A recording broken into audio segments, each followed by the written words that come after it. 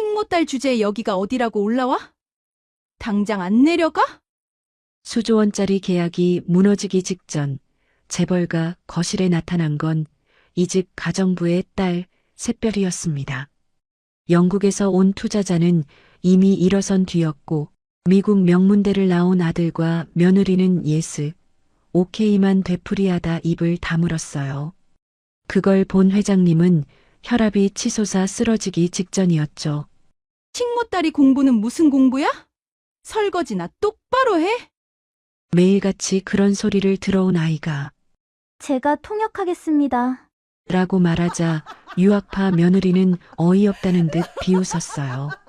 그런데 이 아이의 입에서 완벽한 영어가 터져나온 순간 떠나려던 투자자가 멈춰섰습니다. 그리고 단 몇 분 후 이 소녀는 수백억 재벌 회장의 운명을 흔들어 놓았습니다. 오늘도 봄날 인생을 찾아주셔서 감사합니다. 좋아요 한번 눌러주시고 댓글에 인사 한마디 남겨주세요. 그럼 재미있게 들어주세요. 서울 한복판 높은 담장 너머로 하늘조차 가려질 만큼 거대한 저택이 하나 서 있었습니다. 사람들은 그 집을 성이라고 불렀고 그 성 안에 사는 사람들은 자기네가 왕족이라고 믿었어요. 그런데 그 성 안에는 왕족만 사는 게 아니었죠. 지하 창고 한쪽 보일러 배관이 지나가는 구석진 방에 13살 소녀 하나가 살고 있었습니다. 이름은 서샛별. 이 집 가정부의 외동딸이었어요.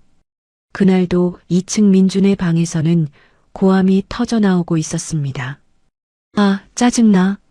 이딴 걸 왜 해야 하는 건데. 재벌가의 유일한 손자 민준이 책상 위에 영어 원서를 집어들더니 그대로 방 한쪽 쓰레기통을 향해 내던졌어요. 두꺼운 하드커버가 플라스틱 통 안에서 둔탁한 소리를 냈고 곧이어 수십만 원짜리 최신형 태블릿까지 그 위에 포개졌습니다. 화면에는 아직 풀다 만 문제들이 빼곡하게 떠 있었죠. 과외 선생은 난감한 표정으로 서 있었습니다. 1시간에 50만 원을 받는 최고급 강사였지만 재벌가 도련님 앞에서는 아무 말도 할 수가 없었어요. 민주는 의자를 뒤로 밀며 코웃음을 쳤습니다. 선생님도 솔직히 내가 머리 아프게 이런 공부 안 해도 아무 상관없잖아. 어차피 다 물려받을 건데. 과외 선생이 어색하게 웃으며 자리를 정리하고 방을 나갔습니다.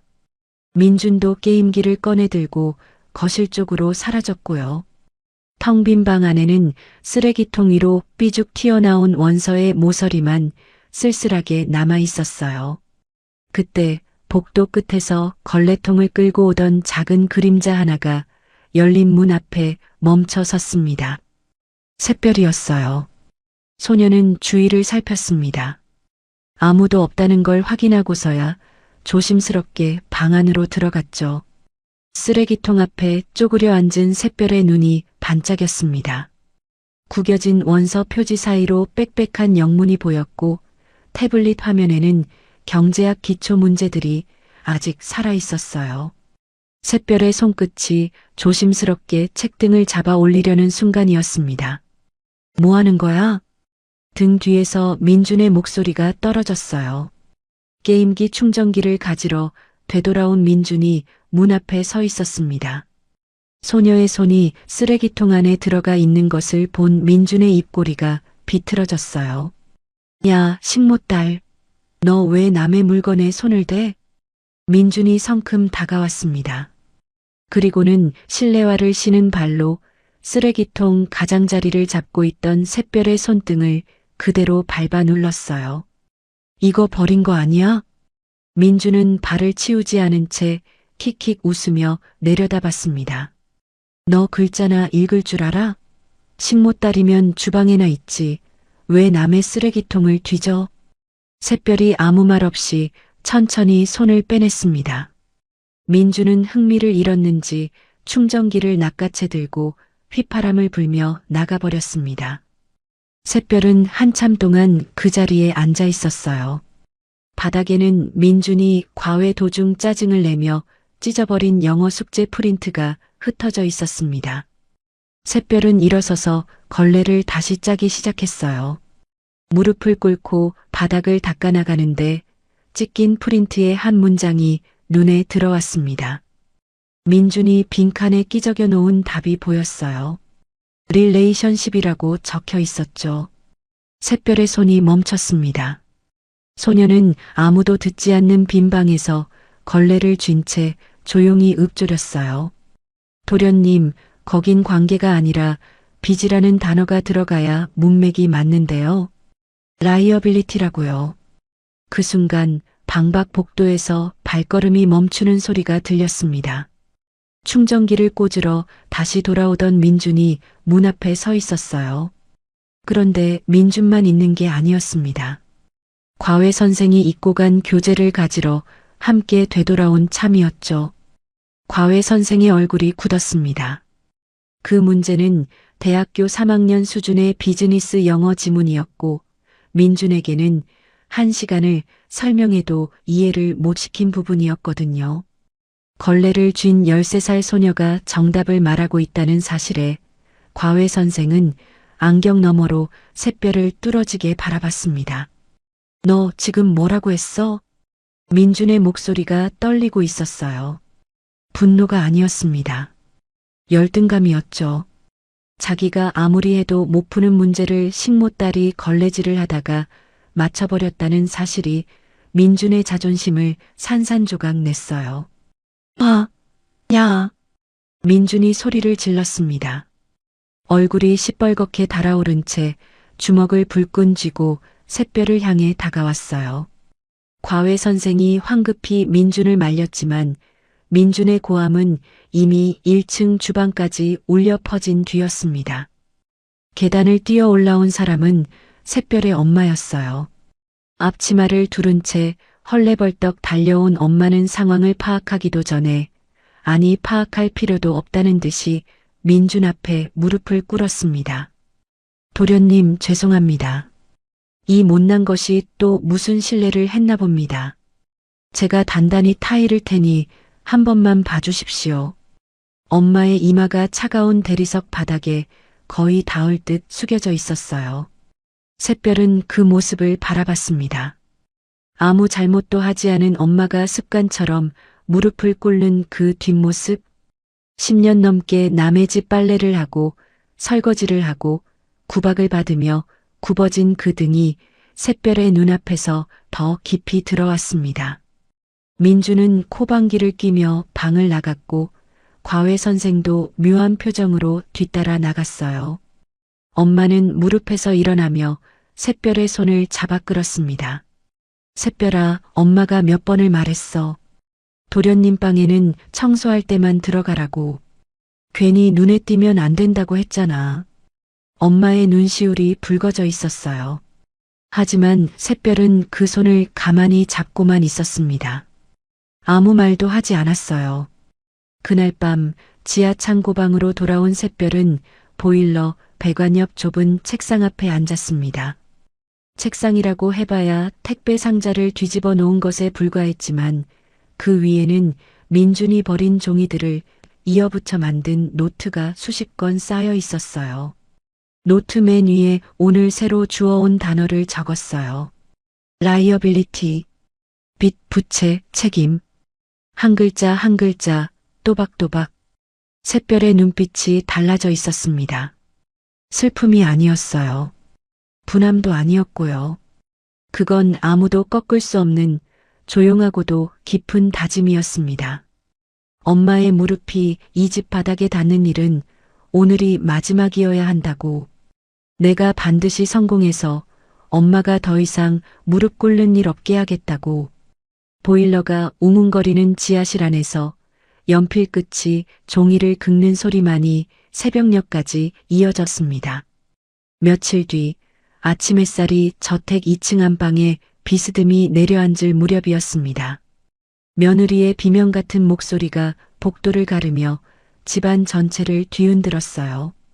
내 브로치, 내 다이아몬드 브로치가 없어졌어. 이탈리아에서 공수한 3천만 원짜리 다이아몬드 브로치. 며느리가 모임 때마다 달고 나가고 명절 때마다 친척들 앞에서 은근슬쩍 자랑하던 그 보석이 화장대 위에서 감쪽같이 사라진 겁니다. 며느리는 서랍을 열고 옷장을 뒤지고 침대 밑까지 기어들어가 뒤졌지만 어디에도 없었어요. 그런데 며느리의 머릿속에는 이미 범인이 정해져 있었습니다. 불러. 그 여자 당장 불러. 며느리가 말하는 그 여자는 하나밖에 없었죠. 이 집에서 10년 넘게 가정부로 일해왔던 사람. 샛별의 엄마였습니다. 거실 한가운데 대리석 바닥 위에 샛별 엄마가 서 있었어요. 양손은 앞치마 끝을 비틀어 쥐고 있었고 고개는 이미 가슴 쪽으로 떨어져 있었어요. 무슨 일인지도 모른 채 불려나왔지만 며느리의 표정만 보고도 자신에게 좋은 일이 아니라는 건 본능적으로 알 수 있었습니다. 며느리가 팔짱을 낀 채 천천히 다가왔어요. 하이힐 굽이 대리석을 두드리는 소리가 텅 빈 거실에서 유독 또렷하게 울렸습니다. 내 화장대 정리한 사람이 너밖에 없어. 안 그래? 예. 사모님, 어제 오후에 제가 먼지를 닦았습니다만. 그럼 맞네. 며느리의 입꼬리가 올라갔어요. 웃는 게 아니었습니다. 사냥감을 몰아세우기 직전의 표정이었죠. 못 배운 것들은 손버릇이 나빠. 내가 진작 알아봤어야 했는데. 그 말이 거실 공기를 갈랐습니다. 샛별 엄마의 눈이 휘둥그레졌어요. 입술이 파르르 떨렸지만 반박의 말이 목구멍에서 올라오질 않았습니다. 사모님, 저는 절대로 그런 짓을 한 적이 없습니다. 한 적이 없다고? 그럼 3천만 원짜리 브로치가 날개가 달려서 날아갔어? 며느리의 목소리가 한 톤 더 올라갔습니다. 주방에서 일하던 다른 직원들이 고개를 내밀었다가 황급히 숨었고 거실 소파에 앉아있던 아들도 고개를 돌린 채 모른 척했어요. 아무도 샛별 엄마 편에 서지 않았습니다. 이 집에서 가정부 편을 드는 건 자기 목에 칼을 대는 것과 다름없었으니까요. 샛별 엄마의 다리가 후들거리기 시작했어요.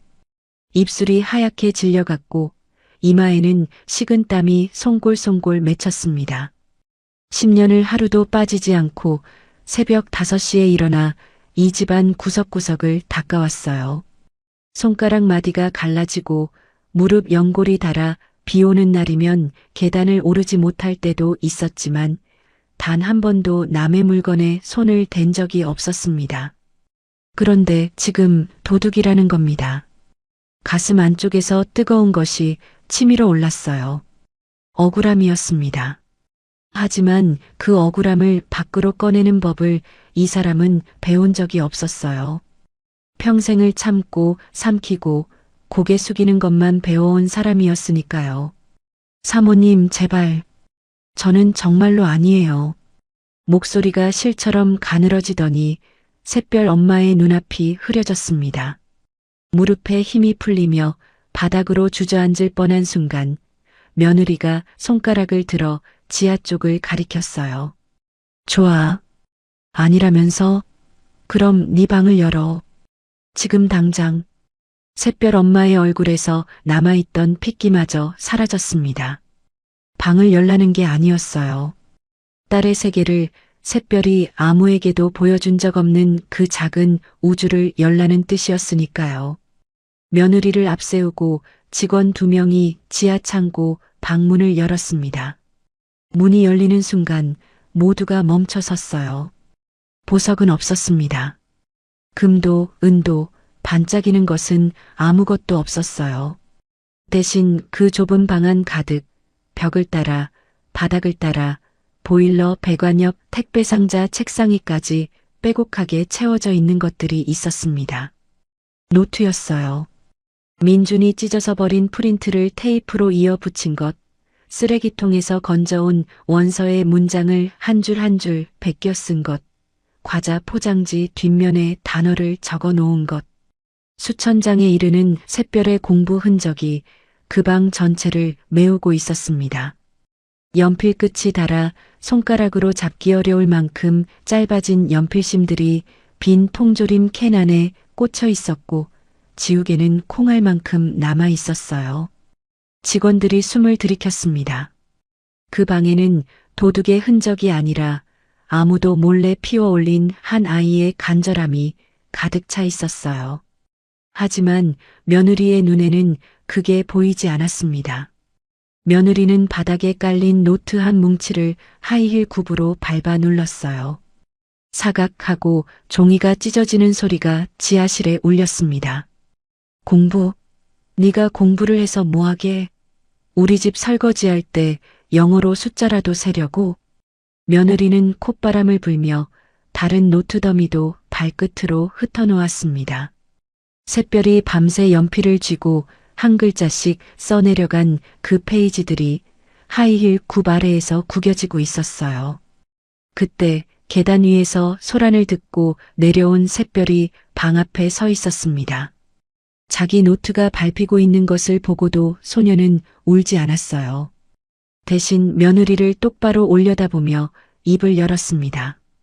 사모님, 브로치는 이 방에 없습니다. 뭐? 도련님 방 장난감 상자를 확인해 보세요. 로봇 피규어 3개가 들어있는 파란색 상자요. 며느리의 눈썹이 꿈틀했어요. 샛별은 담담하게 이어갔습니다. 어제 오후에 제가 복도를 닦고 있을 때 도련님이 사모님 방에서 나오시는 걸 봤어요. 손에 뭔가 반짝이는 걸 쥐고 계셨는데 자기 방으로 들어가시면서 장난감 상자 쪽으로 가셨거든요. 도련님은 새 장난감을 사달라고 조르실 때 꼭 사모님 물건을 숨기시잖아요. 지난달 귀걸이 때도 그러셨고요. 거실이 조용해졌습니다.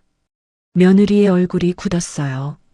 직원 하나가 재빨리 2층으로 뛰어 올라갔고 잠시 뒤 파란색 장난감 상자 안에서 반짝이는 다이아몬드 브로치가 나왔다는 보고가 내려왔습니다. 샛별의 추론이 정확했던 거예요. 직원들의 시선이 며느리에게로 쏠렸습니다. 누군가는 이제 사과를 하겠거니 생각했을 겁니다. 억울하게 도둑 누명을 씌웠으니 미안하다는 말 한마디쯤은 당연한 거잖아요. 하지만 며느리는 사과하지 않았습니다. 그 사람의 마음속에는 미안함보다 더 큰 감정이 자리 잡고 있었어요. 수치심이었습니다. 가정부 딸한테 틀렸다는 걸 온 집안 직원들 앞에서 증명당했다는 그 사실이 며느리의 자존심을 갈기갈기 찢어놓았던 거죠. 며느리는 고개를 쳐들었습니다. 운 좋게 맞춘 거겠지. 어쨌든 관리 소홀은 네 엄마 책임이야. 이번 달 월급은 삭감할 테니까 그렇게 알아. 그 말을 남기고 며느리는 하이힐을 또각거리며 계단을 올라갔어요. 지하실에는 밟힌 노트와 풀이 죽은 엄마와 그리고 주먹을 꽉 쥔 13살 소녀만 남았습니다. 엄마가 샛별에게 다가왔어요. 무슨 말을 해야 할지 몰라 그저 딸의 머리카락을 쓸어 넘겨줄 뿐이었습니다. 손끝이 떨리고 있었어요. 샛별아, 괜찮아. 엄마는 괜찮으니까. 괜찮지 않은 사람이 하는 말이었습니다. 샛별은 그걸 알고 있었어요. 엄마가 괜찮다고 말할 때가 가장 괜찮지 않은 순간이라는 것을 13살의 소녀는 이미 오래전부터 알고 있었습니다. 샛별은 바닥에 흩어진 노트를 한 장씩 주워 모으기 시작했어요. 하이힐 자국이 찍힌 페이지를 털어내고 찢어진 모서리를 가지런히 맞추면서요. 한 장도 버리지 않았습니다. 이 노트 한 장 한 장이 새벽마다 보일러 소리를 들으며 써내려간 자신의 시간이었으니까요. 노트를 다시 쌓아 올린 샛별은 맨 위에 놓인 페이지를 내려다봤습니다. 어젯밤 적어놓은 단어가 눈에 들어왔어요. 라이어빌리티, 빚, 부채, 책임. 소녀는 그 단어 옆에 새 단어를 하나 더 적었습니다. 디그너티, 존엄. 연필을 쥔 손등에는 아직 민준의 발자국이 흐릿하게 남아 있었지만 그 손은 떨리지 않았습니다. 그 무렵 저택의 공기가 달라지기 시작했습니다. 평소에도 웃음소리라고는 찾기 어려운 집이었지만 그때만큼은 숨소리마저 조심스러워진 느낌이었어요. 원인은 2층 서재에서 시작되고 있었습니다. 회장님이 며칠째 서재에 틀어박혀 있었거든요. 식사도 거르고 전화를 받으면 목소리를 높이고 끊으면 한숨을 내쉬는 일이 반복됐습니다. 10년 넘게 이 집에서 일해온 샛별 엄마조차 회장님이 저렇게 예민하신 건 처음이라고 고개를 갸웃거릴 정도였어요. 회장님의 머릿속에는 단 하나 에너지 합병이라는 생각만 들어차 있었습니다. 한국과 영국의 에너지 기업을 합쳐서 아시아 전체를 아우르는 거대한 사업체를 만드는 것. 회장님이 오랜 시간 공들여온 수건 사업이었어요. 이번에 성사되면 회사의 규모가 2배로 커지지만 실패하면 그동안 쏟아부은 수천억 원이 통째로 물거품이 되는 거였습니다. 문제는 상대였어요. 영국에서 건너온 협상 파트너는 스미스 회장이라는 인물이었습니다. 유럽 최대 투자 그룹의 수장으로 업계에서는 한 번 아니라고 하면 절대 돌아서지 않는 사람이라는 소문이 자자했어요. 계약서의 쉼표 하나, 단어 하나까지 따지는 사람이라 세계 어디를 가도 그와의 협상에서 땀을 흘리지 않은 사람이 없다는 얘기도 들렸죠. 그런 상대와의 마지막 협상이 코앞으로 다가온 겁니다. 어느 날 저녁 식당에서 가족회의가 열렸습니다. 회장님이 수저를 내려놓으며 아들과 며느리를 번갈아 바라봤어요. 막바지 협상이 곧 시작된다. 스미스 쪽에서 직접 만나자고 했어. 통역과 협상 문제를 어떻게 할지 의논하려고 불렀다. 회장님의 목소리에는 피곤함이 묻어 있었습니다. 밤마다 서류를 들여다보느라 눈밑이 거무스름하게 내려앉은 얼굴이었어요. 이 사업이 성공해야 한다는 무게가 70이 넘은 어깨를 짓누르고 있는 게 한눈에 보였습니다. 그런데 아들이 젓가락을 놓으며 가볍게 웃었어요. 아버지, 왜 그렇게 걱정하세요? 제가 미국에서 뭘 배우고 왔는데요. MBA까지 나왔잖아요. 통역이고 뭐고 제가 직접 다 처리하죠. 며느리도 거들었습니다. 고개를 살짝 젖히며 자신감 넘치는 표정으로요. 맞아요, 아버님. 저도 미국에서 4년을 살았는데 영어 때문에 외부 사람을 부를 필요가 있겠어요? 괜히 남 좋은 일 시키지 마시고 가족끼리 해결해요. 회장님의 눈에 잠깐 망설임이 스쳤습니다. 하지만 이내 고개를 끄덕였어요. 아들은 미국 명문대학원을 나왔고 며느리는 영문학 학사에 미국 생활 4년 경력. 서류상으로는 나무랄 데가 없는 스펙이었으니까요. 그래, 너희가 해라. 내 자식들이 이 정도도 못하면 그동안 유학비가 아깝지. 회장님은 그렇게 말하며 다시 수저를 들었습니다. 그 순간만큼은 자식들의 화려한 졸업장을 떠올리며 조금은 마음이 놓이는 듯 했어요. 그런데 바로 그 믿음이 화근이었습니다. 며칠 뒤 아들이 예비 미팅이라며 혼자 나섰다가 큰일을 저질렀어요. 합병 계약 전에 먼저 접근해온 중간 브로커가 있었는데 아들은 그 사람이 스미스 회장 측 관계자인 줄 알고 수백억 원 규모의 예비 계약서에 사인을 하려 한 겁니다. 다행히 회사 법무팀이 직전에 막아냈지만 하마터면 사기꾼에게 수백억을 통째로 넘길 뻔한 아찔한 순간이었어요.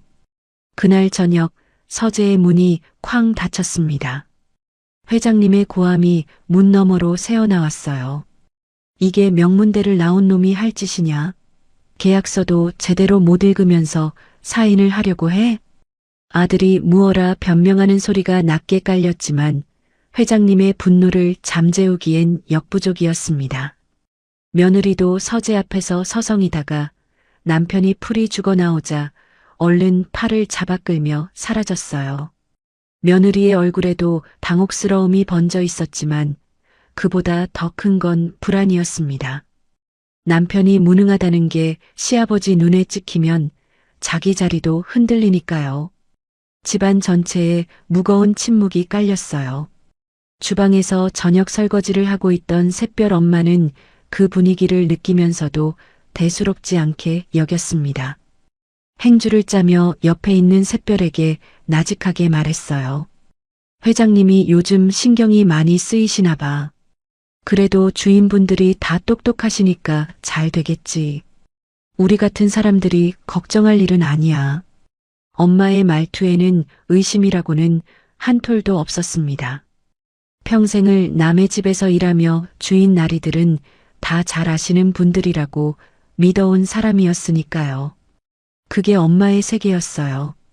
자기는 모르는 게 당연하고 저 위의 사람들은 아는 게 당연한 세상.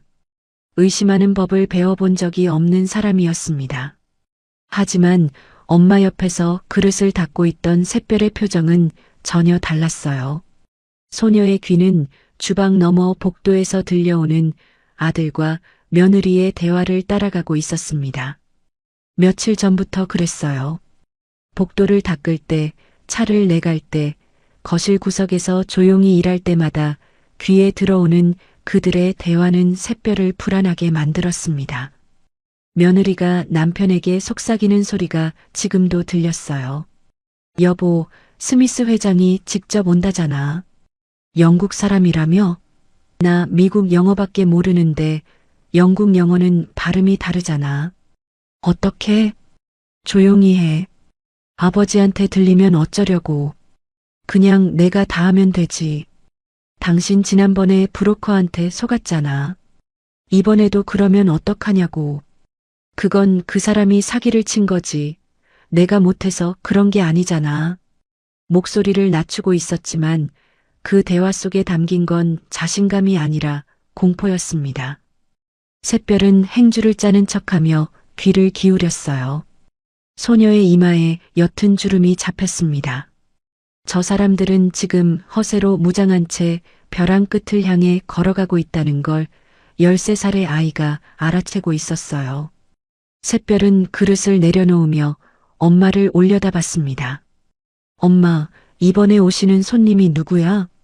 글쎄, 잘은 모르겠는데 외국에서 아주 큰 어른이 오시나 봐. 회장님이 신경을 많이 쓰시더라. 엄마는 그 이상 알지 못했어요. 알 필요도 없다고 생각하는 사람이었으니까요.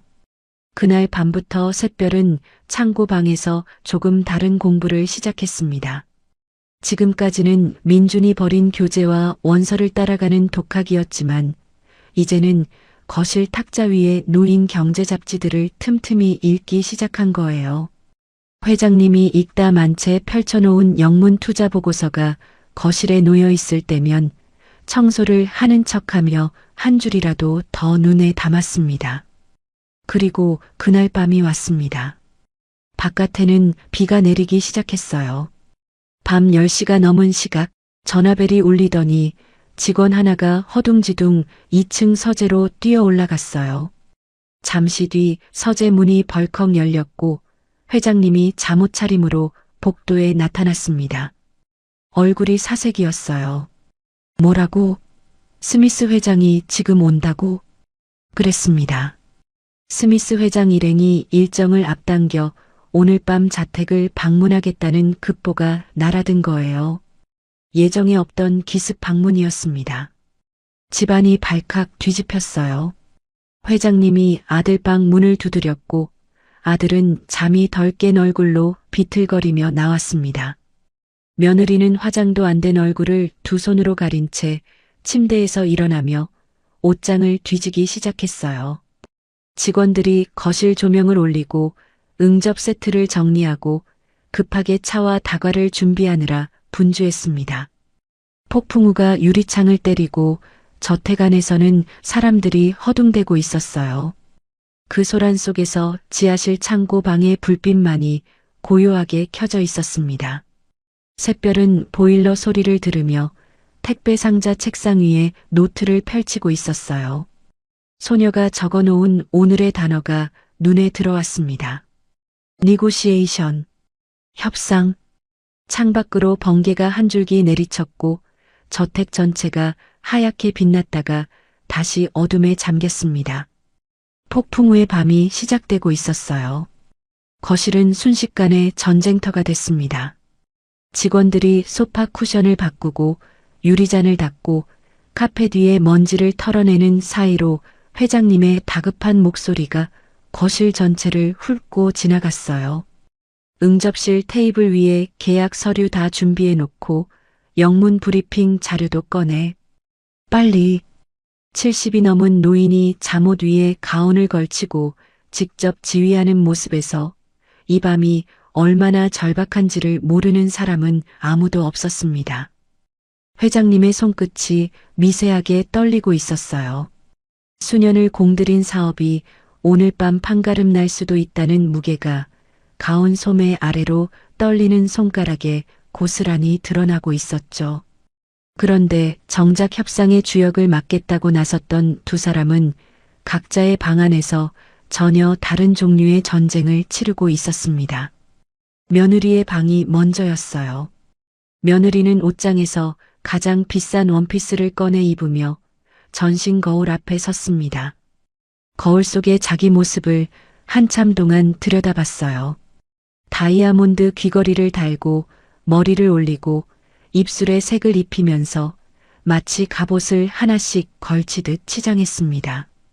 화려하게 꾸밀수록 마음이 단단해질 거라 믿는 사람이었으니까요. 그런데 거울 앞에서 영어 인사를 연습하기 시작하는 순간 그 갑옷에 금이 가기 시작했어요.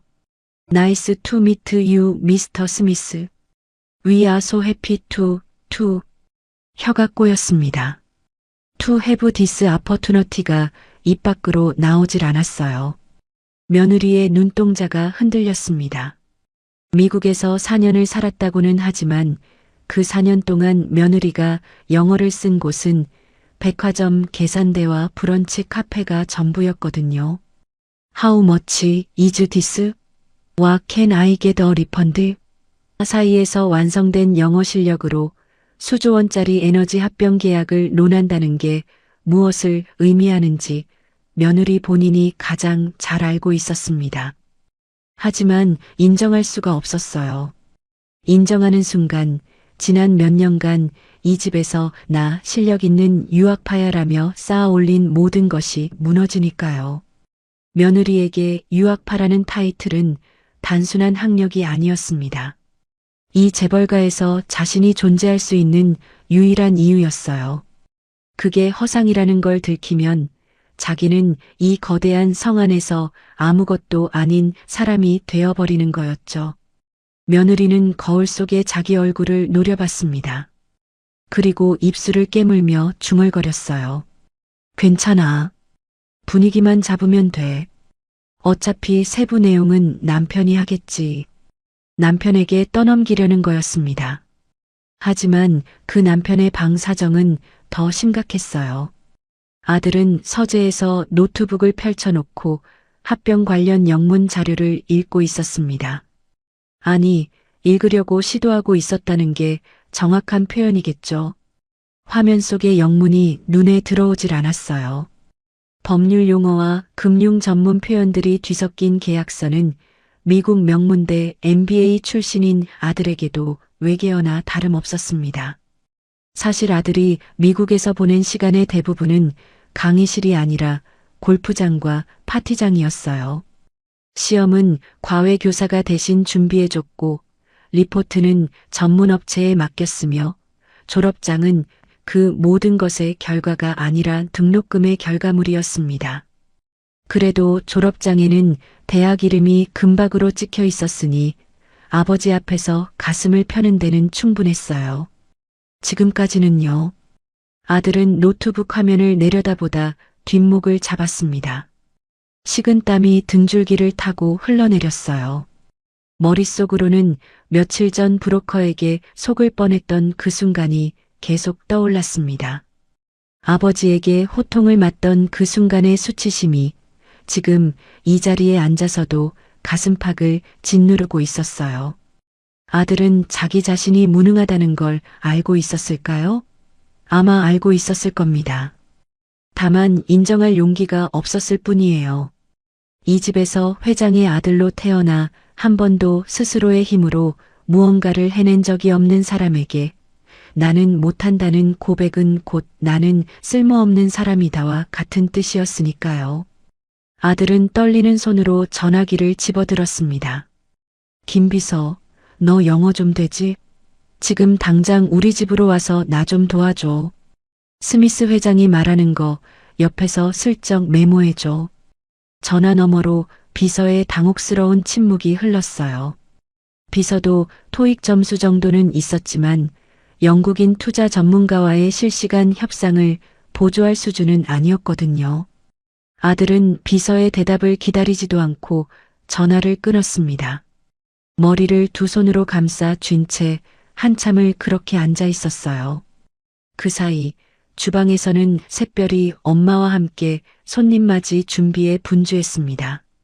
찻잔을 데우고 다과를 접시에 담고 은쟁반을 닦는 엄마 옆에서 샛별은 묵묵히 일을 도왔어요. 하지만 소녀의 눈은 주방이 아닌 다른 곳을 향해 있었습니다. 거실 응접 테이블 위에 펼쳐진 영문 잡지가 보였어요. 회장님이 꺼내놓은 영국 경제 전문지였는데 스미스 회장의 투자 철학을 다룬 기사가 실려 있었습니다. 샛별은 찻잔을 나르는 척하며 거실 구석을 지나갔어요. 테이블 옆에 잠시 멈춰 잡지에 펼쳐진 페이지를 훑었습니다. 눈이 빠르게 움직였어요. 스미스 회장은 원칙을 가장 중시하는 사람이었습니다. 돈보다 사람의 진정성을 본다는 인터뷰 내용이 눈에 들어왔어요. 그리고 영국식 영어 특유의 표현들, 미국 영어와는 다른 어법과 뉘앙스에 대한 설명도 기사 한쪽에 실려 있었습니다. 샛별의 입술이 소리 없이 움직였어요. 영국식 인사 표현을 머릿속으로 되뇌고 있었습니다. 민준이 벌인 원서 중에 영국 출판사에서 나온 것들이 몇 건 있었는데 그때 익혀둔 표현들이 하나둘 떠올랐어요. 소녀는 찻잔을 내려놓으며 다시 한번 잡지를 훑었습니다. 그때 등 뒤에서 하이힐 소리가 다가왔어요. 어머, 이게 뭐야? 며느리였습니다. 급하게 치장을 끝내고 거실로 내려온 며느리의 얼굴에는 화장 아래로 불안이 얼비쳤어요. 입술색은 완벽했지만 눈 밑에는 화장으로도 가리지 못한 초조함이 번져 있었죠. 그런데 거실 한쪽에서 가정부의 딸이 잡지 앞에 서 있는 모습이 며느리의 눈에 들어온 겁니다. 며느리의 안에서 무언가가 확 치밀었어요. 그건 분노가 아니었습니다. 공포였어요. 자기도 감당이 안 되는 밤에 자기보다 더 어린 애가 자기가 읽지도 못하는 영문 잡지 앞에 서 있다는 장면이 며느리의 가장 아픈 곳을 건드린 거였죠. 자신이 가짜라는 사실을 이 어린 것한테마저 들킬 것 같은 두려움. 며느리는 그 두려움을 분노로 바꿔버렸습니다. 그래야 자기 자신이 무너지지 않았으니까요. 애가 왜 자꾸 여기서 얼짱거려. 안 그래도 머리 아픈데 당장 눈앞에서 치워. 며느리의 목소리가 거실 전체를 울렸어요.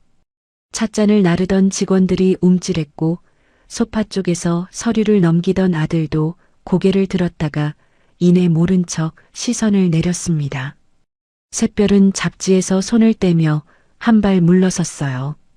고개를 숙였지만 소녀의 눈동자만은 며느리의 얼굴을 조용히 올려다보고 있었습니다. 거기엔 원망 같은 것은 없었어요. 대신 어떤 안타까움이 담겨 있었죠. 저 사람이 소리를 지를수록 이 집이 얼마나 위험한 밤을 앞두고 있는지가 더 또렷하게 보였으니까요. 주방에서 소리를 들은 샛별 엄마가 달려왔습니다. 앞치마를 만지작거리며 며느리에게 허리를 굽혔어요. 죄송합니다, 사모님. 제가 데리고 내려가겠습니다. 엄마는 샛별의 팔을 잡아 주방 뒤쪽으로 이끌었습니다. 계단을 내려가 지하실 창고방 앞에 서자 엄마가 몸을 숙여 딸의 양 어깨를 잡았어요. 엄마의 손이 떨리고 있었습니다. 그건 며느리에게 혼나서가 아니었어요. 오늘 밤 이 집에 무슨 일이 일어나려는 건지 정확히는 몰라도 위층의 공기가 심상치 않다는 건 10년 넘게 이 집에서 살아온 감각으로 느끼고 있었거든요. 그리고 그 위험한 공기 속에 자기 딸이 노출되는 게 세상 무엇보다 무서웠습니다. 엄마는 샛별의 눈을 들여다보며 나직하게 하지만 간절하게 말했어요. 샛별아, 오늘 정말 무서운 손님들이 오시나 봐. 위에서 무슨 소리가 나도 절대 거실로 나오면 안 된다. 알았지? 샛별은 엄마의 얼굴을 한참 동안 올려다봤어요. 응, 엄마. 알았어. 샛별은 고분고분 대답하며 창고 방 안으로 들어갔어요. 문이 닫혔습니다. 엄마의 발걸음이 계단을 올라가는 소리가 멀어졌어요. 샛별은 문에 등을 기대고 한동안 서 있었습니다. 그리고 천천히 택배 상자 책상 앞에 앉았어요. 노트를 펼치고 아까 잡지에서 읽은 영국식 표현들을 기억나는 대로 적기 시작했습니다. 보일러 배관이 웅웅거렸고 머리 위 천장에서는 사람들이 분주하게 오가는 발소리가 먼 천둥처럼 울려왔어요. 현관문이 열렸을 때 거실에 있던 모든 사람이 멈췄습니다. 비에 젖은 밤 공기가 저택 안으로 밀려 들어왔고 그 공기를 가르며 검은 코트를 걸친 장신의 남자가 들어섰어요. 은발을 단정하게 넘긴 얼굴, 안경 너머로 빛나는 눈동자.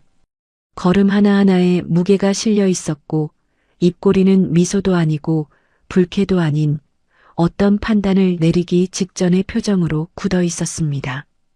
스미스 회장이었어요. 그 뒤로 수행원 3명이 따라 들어왔습니다.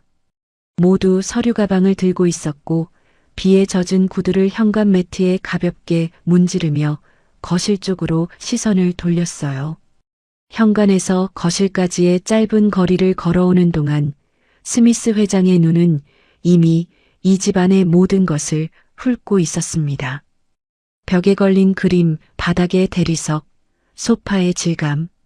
그 눈은 화려함을 보는 게 아니라 이 집안 사람들의 수준을 가늠하고 있었어요.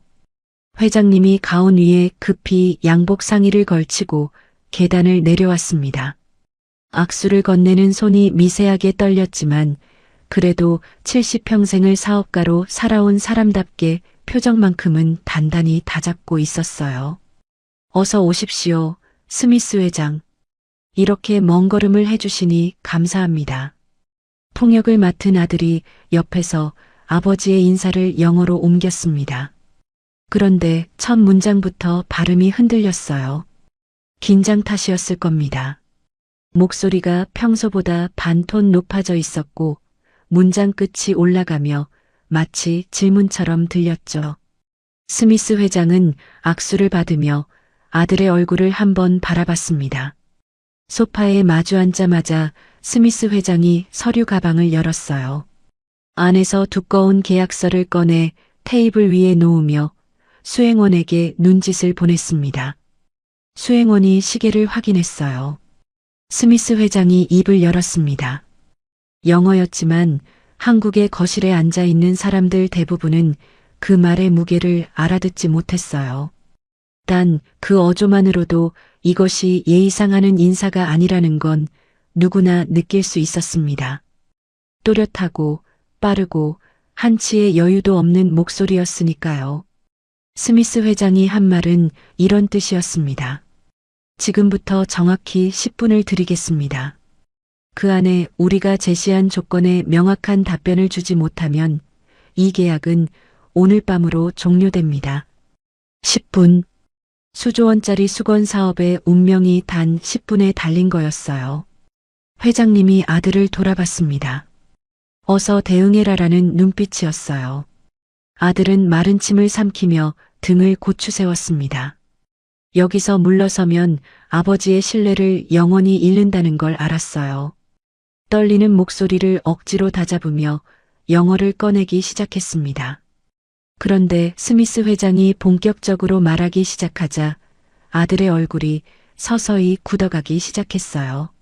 스미스 회장의 영어는 아들이 미국에서 들어온 영어와 완전히 달랐습니다.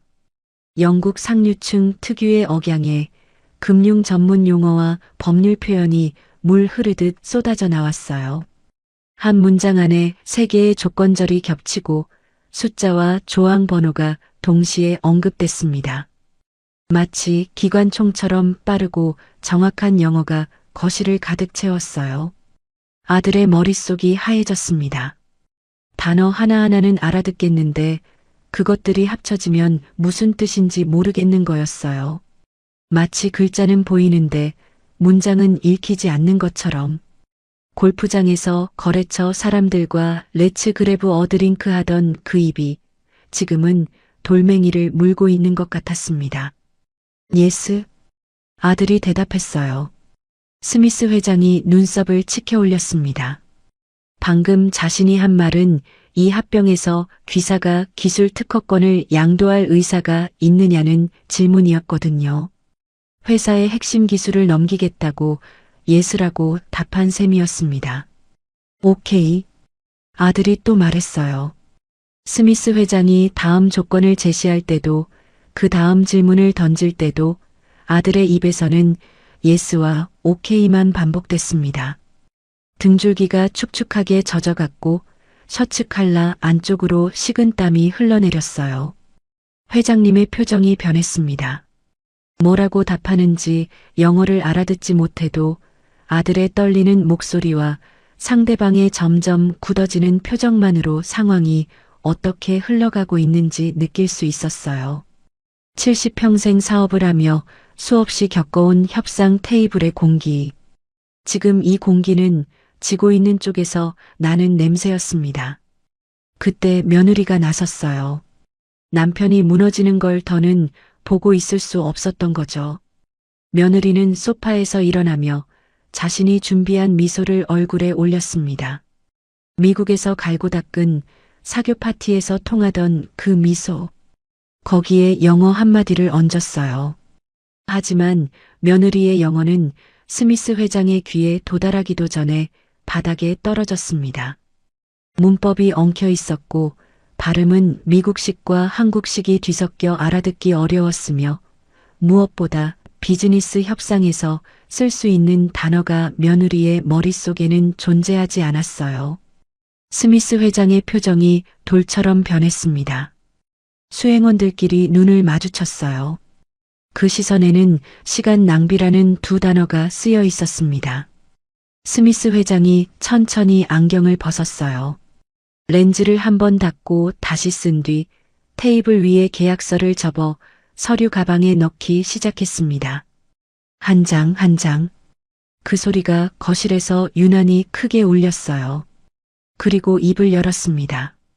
이번에는 또렷하게 천천히. 이 자리에 모든 사람이 알아들을 수 있도록. 이 회사는 대화할 가치가 없습니다. 수준 미달이에요. 통역이 필요 없었습니다. 스미스 회장의 수행원 중 하나가 한국어로 그 말을 옮겼고 거실의 공기가 얼어붙었어요. 스미스 회장이 자리에서 일어났습니다. 코트를 집어드는 그 동작 하나하나가 최후 통첩이었어요. 더 이상의 기회는 없다는 뜻이었습니다. 회장님의 얼굴이 흙빛으로 변했어요. 이 합병을 위해 쏟아부은 시간, 수천억 원의 투자금, 수백 명의 직원들의 생계, 그 모든 것이 지금 자기 자식들의 텅 빈 영어 실력 때문에 무너지고 있었어요. 회장님의 왼쪽 가슴이 조여왔습니다. 숨이 막히는 것 같았어요. 손이 소파 팔걸이를 움켜쥐었고 얼굴에서 핏기가 사라지며 몸이 옆으로 기울었습니다. 아버지. 아들이 달려들어 회장님을 부축했어요. 하지만 아들의 손은 아버지의 몸을 잡으면서도 부들부들 떨리고 있었습니다. 아버지를 쓰러뜨린 게 자기라는 사실을 온몸으로 느끼고 있었으니까요. 평생 아버지의 돈으로 살아왔으면서 정작 아버지가 필요한 순간에 아무것도 해줄 수 없는 자신이 이 순간만큼은 세상에서 가장 쓸모없는 존재처럼 느껴졌을 겁니다. 며느리가 현관 쪽으로 뛰어갔어요. 스미스 회장의 코트 소매를 잡으며 울먹이기 시작했습니다. 플리즈, 플리즈, 원 무어 찬스.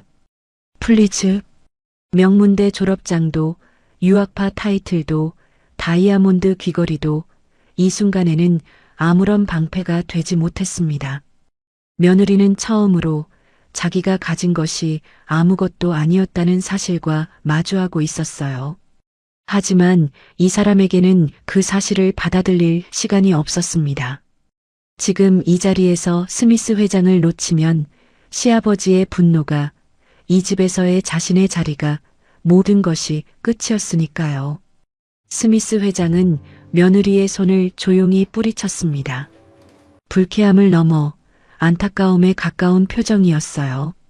코트 단추를 채우며 현관을 향해 돌아섰습니다. 그 순간이었습니다. 샛별은 모든 것을 듣고 있었습니다. 엄마의 목소리가 귓가에 맴돌았어요. 절대 거실로 나오면 안 된다. 떨리는 손으로 딸의 어깨를 잡으며 간절하게 부탁하던 엄마의 눈. 젖은 눈과 소녀. 하지만 샛별의 머릿속에 엄마의 모습이 떠올랐습니다. 10년 동안 새벽마다 일어나 이 집을 닦아온 엄마. 무릎이 아파도 계단을 오르고 억울해도 고개를 숙이고 도둑 누명을 써도 참아온 엄마.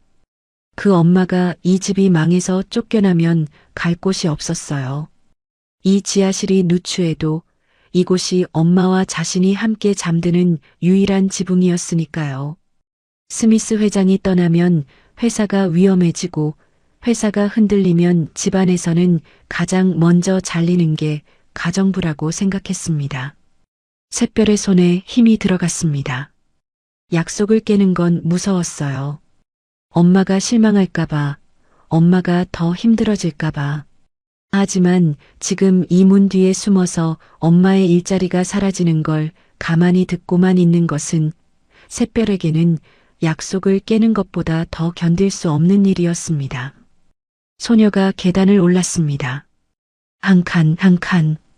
샛별이 거실 입구에 나타났습니다. 소파에 기댄 채 숨을 고르는 회장님, 얼굴이 하얗게 질린 아들, 현관에서 울먹이는 며느리, 코트 단추를 채우고 돌아서는 스미스 회장. 그 모든 풍경 한가운데로 13살 소녀가 걸어 들어왔어요. 맨발에 낡은 면 잠옷을 입고 손등에는 아직 연필 자국이 묻어 있는 채로 거실의 모든 시선이 소녀에게로 쏠렸습니다. 며느리가 현관 쪽에서 돌아보다 샛별을 발견하고는 눈이 휘둥그레졌어요. 아들도 직원들도 모두가 이 상황에서 가정부의 딸이 왜 거실에 서 있는지 이해하지 못한 채 멈춰 있었습니다. 하지만 샛별의 눈은 흔들리지 않았어요. 소녀는 거실 한가운데 서서 등을 곧게 폈습니다. 보일러실에서 올라온 13살이 수조원의 무게가 내려앉은 거실 한복판에 서 있었습니다. 거실에 정적이 내려앉았습니다. 아무도 움직이지 않았어요. 현관 쪽으로 돌아서던 스미스 회장의 수행원도, 소파에서 아버지를 부축하던 아들도, 눈물이 번진 얼굴로 현관에 서 있던 며느리도, 모두의 시선이 거실 입구에 나타난 작은 그림자 위에 얼어붙어 있었습니다. 이 자리에 가장 어울리지 않는 존재가 가장 당당한 눈빛으로 서 있었어요. 며느리가 가장 먼저 정신을 차렸습니다. 아니, 정신을 차렸다기보다는 공포에 가까운 반사 반응이었어요. 지금 이 자리에서 가정부의 딸이 나타났다는 건 며느리에게는 치명적인 장면이었으니까요. 외국 투자자 앞에서 식모딸이 거실을 돌아다니고 있다면 이 집안이 얼마나 엉망인지를 만천하에 보여주는 것과 다름없었습니다. 며느리가 샛별을 향해 성큼 다가왔어요. 눈이 부릅떠져 있었고 목소리는 쉰 울음 위에 겨우 올려놓은 분노로 갈라져 있었습니다.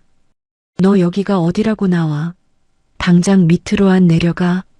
며느리의 손이 샛별의 팔을 잡으려 뻗었어요. 하지만 샛별은 피하지 않았습니다. 반 발짝도 물러서지 않은 채 며느리의 손을 정면으로 마주봤어요. 그리고 시선을 돌렸습니다. 현관 쪽에서 코트 단추를 채우고 있던 스미스 회장을 향해. 소녀의 입이 열렸어요. Excuse me, Mr. Smith. 거실이 멈췄습니다. 그건 한국식 영어가 아니었어요. 미국식도 아니었습니다. 또렷하고 부드럽고 한 음절 한 음절에 품격이 실린 영국식 영어였어요. 마치 런던의 오래된 서재에서 자라난 사람처럼 발음의 끝이 깔끔하게 마무리되는 정통 영국 상류층의 억양이었습니다. I understand you've had a deeply frustrating evening, and I sincerely apologize for the confusion. But if you could spare just a few more minutes, I believe we can have the conversation you actually came here for. 쉽게 풀어 말하면 이런 뜻이었어요.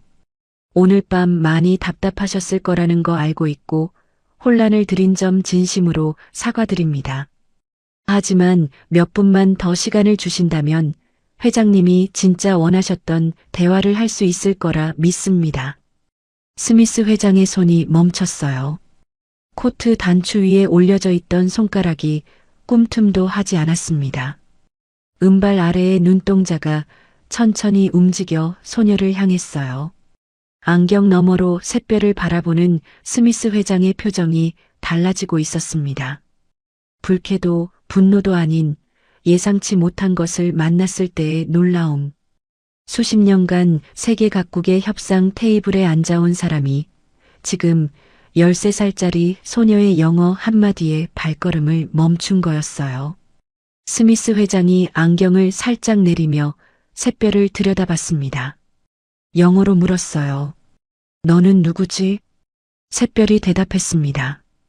역시 영어로. 또렷하게. 이 댁에서 일하시는 분의 딸입니다. 스미스 회장의 눈썹이 미세하게 움직였어요. 일하시는 분의 딸이라는 표현을 쓴 것이 인상적이었던 모양입니다.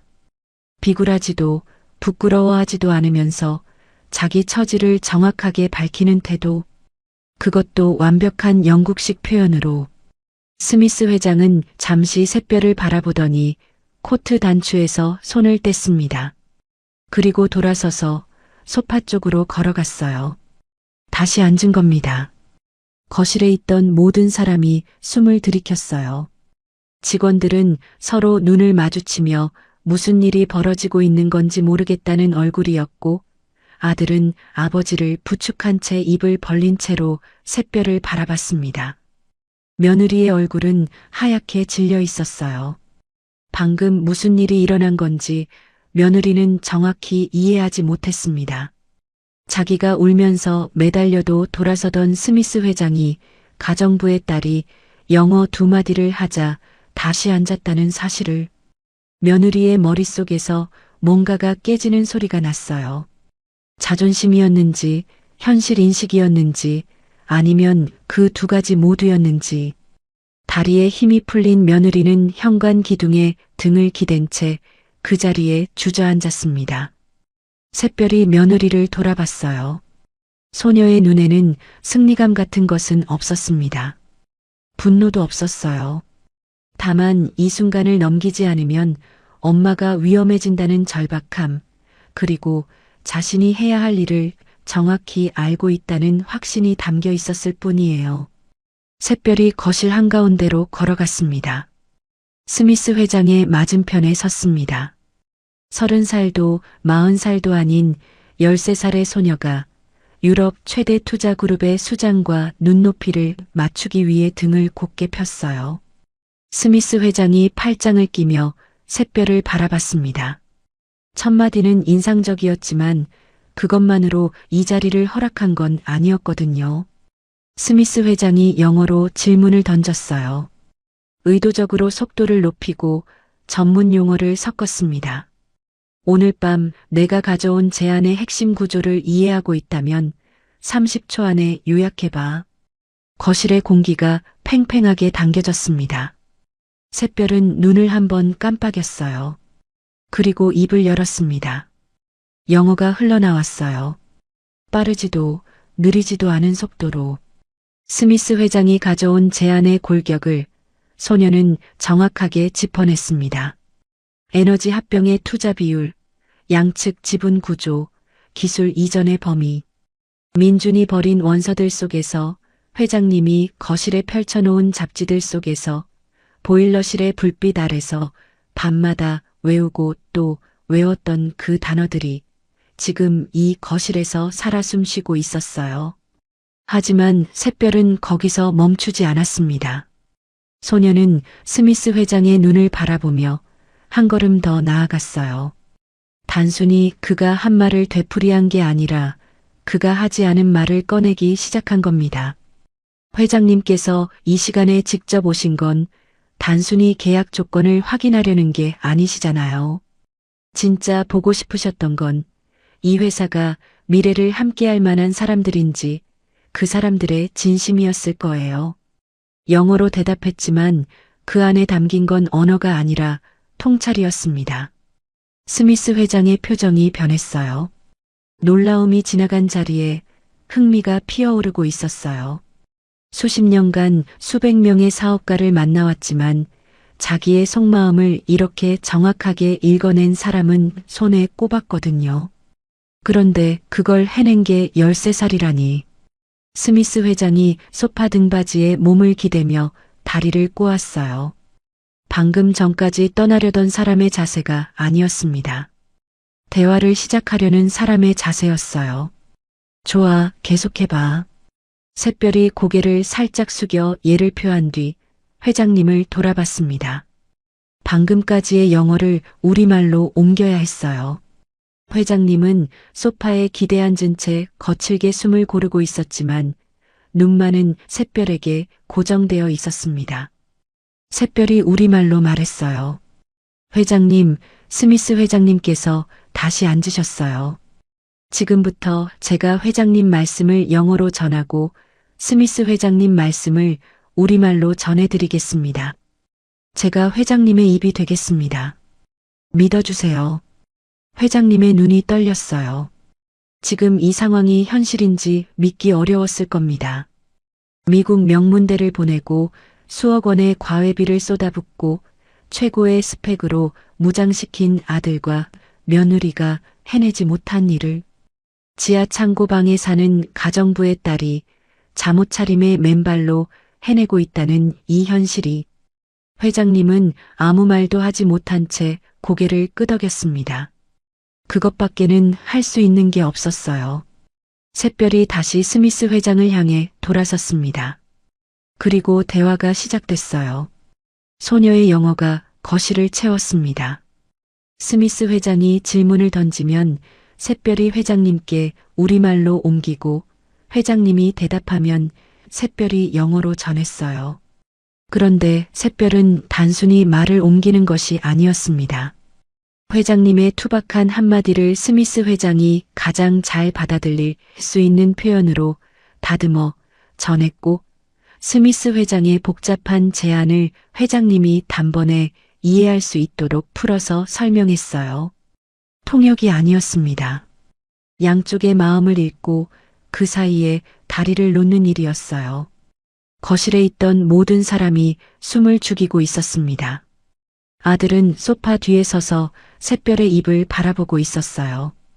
자기가 수년 동안 외국에서 얻지 못한 것을 저 아이가 쓰레기통에서 주운 책으로 이뤄냈다는 사실이 머릿속에서 맴돌고 또 맴돌았습니다. 부끄러움과 경이로움이 동시에 밀려왔지만 입 밖으로 어떤 말도 나오지 않았어요. 며느리는 현관 기둥에 기댄 채 바닥에 주저앉아 있었습니다. 하이힐이 벗겨져 한쪽에 나뒹굴고 있었고 완벽하게 올렸던 머리카락이 한 올 풀려내리고 있었어요. 며느리의 눈은 샛별을 향해 있었지만 실은 아무것도 보고 있지 않았습니다. 머릿속에서 같은 장면이 반복 재생되고 있었거든요. 자기가 발로 밟았던 노트, 자기가 공부해서 뭐하게 라고 비웃었던 그 노트, 그 노트에 적혀있던 글자들이 지금 이 거실을 지배하고 있었어요. 직원들은 주방 문 뒤에서 고개를 내밀고 복도 끝에서 발끝을 세우며 계단 난간 사이로 얼굴을 들이밀며 거실에서 벌어지는 광경을 지켜보고 있었습니다. 아무도 말하지 않았지만 모두가 같은 것을 보고 있었어요. 13살짜리 소녀가 이 거대한 성을 떠받치고 있었습니다. 맨발로 대화가 이어질수록 거실의 공기가 바뀌어 가고 있었습니다. 처음에 스미스 회장은 샛별을 발음 좋은 아이 정도로 여기고 있었어요. 첫마디가 인상적이었고 통역도 매끄러웠지만 어디까지나 13살이었으니까요. 제 아무리 영어를 잘해도 비즈니스의 깊은 물속까지 헤엄칠 수 있는 아이는 아닐 거라고 생각했습니다. 그래서 시험하기로 했어요. 스미스 회장이 수행원에게 눈짓을 보냈습니다. 수행원이 서류 가방에서 새 문서를 꺼내 테이블 위에 펼쳤어요. 빼곡한 영문 조항들이 인쇄된 보충 계약서였습니다. 스미스 회장은 그 문서를 손끝으로 톡톡 두드리며 샛별을 향해 질문을 던지기 시작했어요. 이번에는 아까와 달랐습니다. 일부러 복잡하게 말했어요. 투자 금융에서만 쓰이는 전문 용어를 겹겹이 쌓아 올리고 한 문장 안에 조건과 예외와 단서를 동시에 넣었습니다. 영국 금융계에서 10년 넘게 일한 전문가도 한 번에 알아듣기 어려운 수준의 질문이었어요. 거실에 있던 아들이 저도 모르게 고개를 옆으로 돌렸습니다. 스미스 회장이 하는 말의 절반도 이해하지 못했지만 그 어조만으로 짐작할 수 있었어요. 저건 대화가 아니라 시험이구나. 저 사람이 지금 13살짜리 아이를 시험하고 있구나. 아들의 손이 주먹을 쥐었다 풀었다를 반복했어요. 자기한테는 단 한 번도 저런 기회를 주지 않았던 사람이 가정부 딸에게 기꺼이 시간을 내주고 있다는 사실이 저 어딘가 깊은 곳을 긁었습니다. 샛별은 스미스 회장의 질문을 끝까지 들었어요. 소녀의 눈이 잠깐 허공을 스쳤습니다. 아주 짧은 순간이었지만 그 찰나에 샛별의 머릿속에서는 수천 장의 노트가 펼쳐지고 있었어요. 보일러 소리를 들으며 새벽까지 읽었던 원서들, 민준이 찢어서 버린 프린트의 뒷면에 적어 놓았던 단어들, 과자 봉지 안쪽에 연필로 끼적였던 문장들, 그 모든 밤이 지금 이 순간을 위해 모여들고 있었습니다. 샛별이 대답하기 시작했어요. 스미스 회장의 질문에 담긴 용어들을 하나하나 풀어냈습니다. 그냥 뜻을 아는 정도가 아니었어요. 각 용어가 실제 계약에서 어떤 의미를 갖는지, 어떤 맥락에서 쓰이는지까지 정확하게 짚어냈습니다. 거실에 있던 사람 중 그 내용을 이해한 사람은 스미스 회장과 그의 수행원들 뿐이었지만 샛별이 말하는 동안 스미스 회장의 눈빛이 달라지고 있다는 건 누구나 볼 수 있었어요. 그리고 샛별은 한 발 더 나아갔습니다. 소녀가 테이블 위에 보충 계약서를 내려다보며 말했어요. 회장님, 방금 말씀하신 조항 중에 제가 알고 있는 판례가 하나 있어요. 영어였습니다.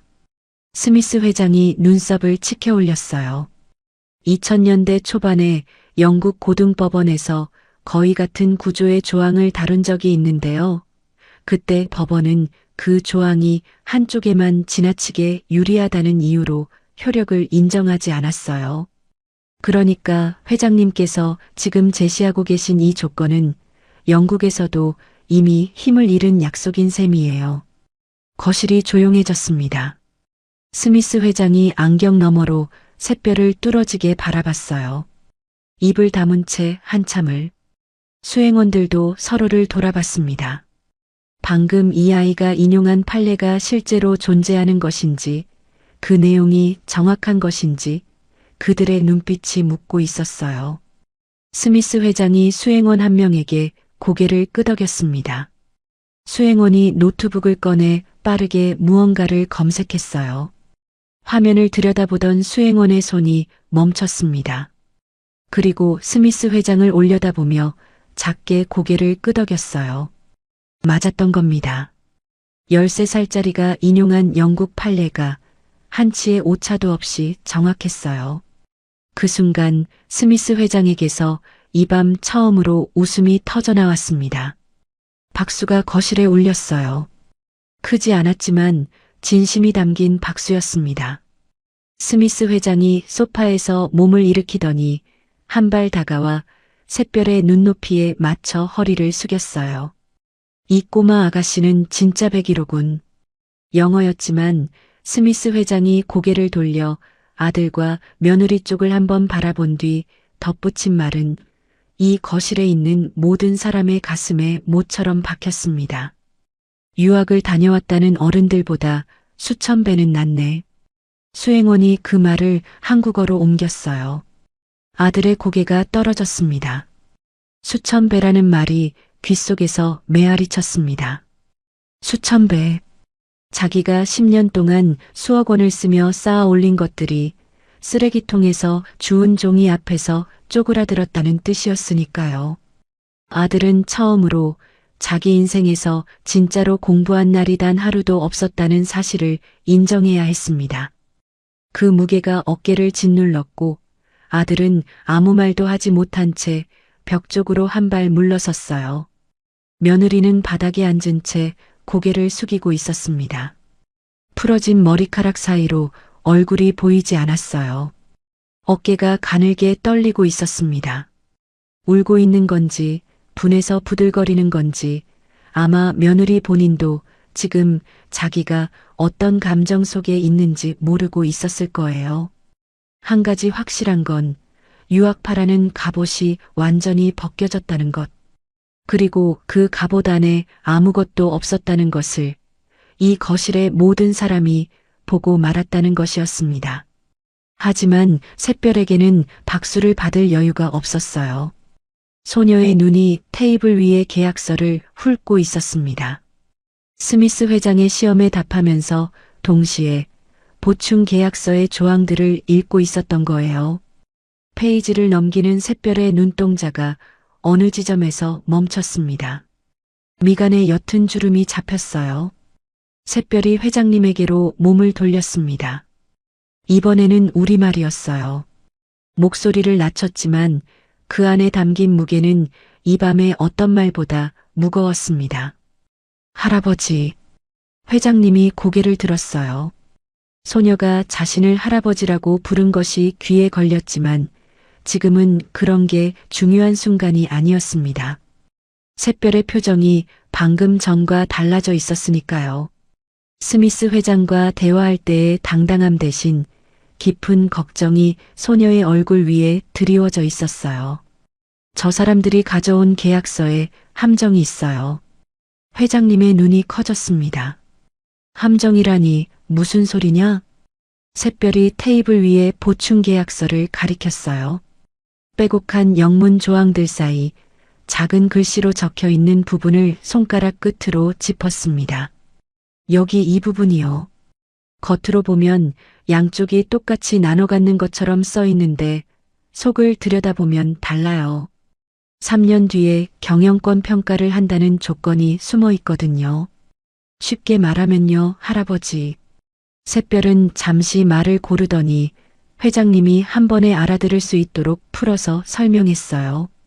지금은 같이 손잡고 하는 것처럼 보이지만 3년 뒤에 이 조항대로 하면 스미스 회장 쪽에서 할아버지 회사의 주인이 될 수 있는 길이 열려요. 지금 당장은 모르지만 나중에 우리 회사를 통째로 빼앗길 수 있는 나쁜 약속이 숨어 있는 거예요. 이런 걸 독소조항이라고 해요. 회장님의 얼굴이 흙빛으로 변했습니다. 뭐라고? 회장님이 벌떡 일어나려다 어지러운 듯 다시 소파에 주저앉았어요. 옆에 있던 아들이 아버지의 팔을 잡았지만 회장님은 아들의 손을 뿌리쳤습니다. 지금 이 순간 아들의 손은 아무런 위안이 되지 못했으니까요. 회장님이 떨리는 목소리로 외쳤어요. 법무팀 당장 전화해. 직원이 황급히 전화기를 들었습니다. 늦은 시간이었지만 회사 법무팀장이 전화를 받았어요. 샛별이 짚어낸 조항 번호와 내용이 전달됐습니다. 기다리는 동안 거실은 숨이 막힐 듯 고요했어요. 스미스 회장은 팔짱을 낀 채 표정 변화 없이 앉아 있었습니다. 하지만 그 고요한 표정 아래로 미세한 긴장이 스치는 게 보였어요. 자기가 가져온 계약서의 깊은 곳에 숨겨놓은 조항을 이 13살짜리가 찾아냈다는 사실이 스미스 회장 자신에게도 예상 밖이었을 겁니다. 10분쯤 지났을까요? 법무팀장의 답이 돌아왔습니다. 전화를 받은 직원의 안색이 하얘졌어요. 수화기를 내려놓은 직원이 회장님에게로 다가와 나직하게 보고했습니다. 회장님, 법무팀장님이 지금 즉시 그 조항을 재검토해야 한다고 합니다. 방금 확인한 결과 그 아이가 말한 내용이 정확하답니다. 거실의 공기가 바뀌었습니다. 회장님이 천천히 샛별을 돌아봤어요. 70평생을 사업가로 살아온 노인의 눈에 13살짜리 소녀가 전혀 다른 모습으로 보이기 시작한 순간이었습니다. 이 아이가 아니었으면 그 생각이 회장님의 머릿속을 관통했어요. 이 아이가 올라오지 않았으면 아들과 며느리는 예스, 오케이를 반복하며 그 계약서에 도장을 찍었을 겁니다. 3년 뒤 자기가 반평생을 바쳐 세운 회사가 남의 손에 넘어갈 뻔한 거였어요. 쓰레기통에서 주운 책으로 공부한 13살이 아니었으면 명문대를 나온 자기 자식들이 이 회사를 통째로 남에게 갖다 바칠 뻔한 것이었습니다. 회장님의 입술이 파르르 떨렸어요. 경악이었습니다. 그리고 그 경악의 바닥에는 지금까지 이 아이를 보지 못했던 자기 자신에 대한 뼈아픈 자각이 깔려 있었습니다. 샛별은 회장님의 시선을 받으며 조용히 서 있었어요. 의기양양한 표정은 없었습니다. 자랑하고 싶은 마음도 없었어요. 소녀의 머릿속에는 단 하나, 이 집이 무너지면 엄마가 갈 곳이 없다는 생각뿐이었으니까요. 그 단순하고도 간절한 마음 하나가 수조 원짜리 함정을 밝혀낸 거였습니다. 독소 조항이 발견된 뒤 거실의 분위기는 완전히 뒤집혔습니다. 스미스 회장은 한동안 말이 없었어요. 안경을 벗고 렌즈를 닦으며 맞은편에 앉은 13살 소녀를 천천히 바라봤습니다. 그 시선 안에는 여러 가지 감정이 교차하고 있었어요. 자기가 숨겨놓은 카드를 들킨 데 대한 당혹, 그것을 찾아낸 상대가 어른이 아닌 아이라는 데 대한 경의, 그리고 어쩌면 이 오랜 사업 인생에서 처음 느껴보는 종류의 존경이었을지도 모릅니다. 스미스 회장이 안경을 다시 쓰며 입을 열었어요. 솔직하게 말하지. 저 조항은 우리 쪽에 유리하도록 설계한 거였어. 사업이란 게 원래 그런 거니까. 하지만 이렇게 정면으로 짚어낸 건 내가 이 일을 시작한 이래로 처음이야. 스미스 회장이 수행원들을 돌아봤습니다. 수행원들의 표정이 묘했어요. 당혹스럽기도 하고 어딘가 민망하기도 한 얼굴이었죠. 스미스 회장이 고개를 끄덕이자 수행원 하나가 노트북을 열어 문서를 수정하기 시작했습니다. 독소 조항이 삭제된 새로운 계약서가 만들어지고 있었어요. 그 뒤로 이어진 협상은 아까와는 전혀 다른 풍경이었습니다. 스미스 회장은 더 이상 시험하는 태도가 아니었어요. 샛별을 대등한 대화 상대로 인정한 뒤 진지하게 조건을 주고받기 시작했습니다. 샛별은 회장님의 의사를 영어로 전하되 단순히 옮기는 것이 아니라 양쪽이 모두 수용할 수 있는 접점을 찾아 제안했어요. 회장님은 샛별이 우리말로 풀어줄 때마다 고개를 끄덕이며 때로는 자기 의견을 덧붙였습니다. 샛별은 그것을 받아 영어로 다듬었고 스미스 회장은 턱을 괴며 듣다가 수긍하거나 역제안을 했어요. 그 사이를 13살의 소녀가 쉼없이 오갔습니다. 두 언어 사이를, 두 세계 사이를, 두 노인의 마음 사이를. 시간이 얼마나 흘렀을까요? 새벽의 기운이 창문 너머로 어렴풋이 번져올 무렵 스미스 회장이 펜을 들었습니다. 수정된 계약서의 마지막 페이지에 서명을 하고 펜을 내려놓으며 회장님에게 악수를 청했어요. 계약이 성사된 겁니다. 회장님에게 유리한 조건으로, 독소 조항이 제거된 공정한 계약으로. 회장님의 손이 떨렸습니다. 스미스 회장의 손을 맞잡은 그 악수에는 10년의 무게가 실려 있었어요. 그 무게를 지탱한 건 자기 자식들이 아니라 지하실에서 올라온 맨발의 소녀였다는 사실이 회장님의 가슴 안에서 뜨겁게 타오르고 있었지만 지금은 그 감정을 드러낼 때가 아니었습니다. 스미스 회장이 자리에서 일어나 코트를 집어들었어요.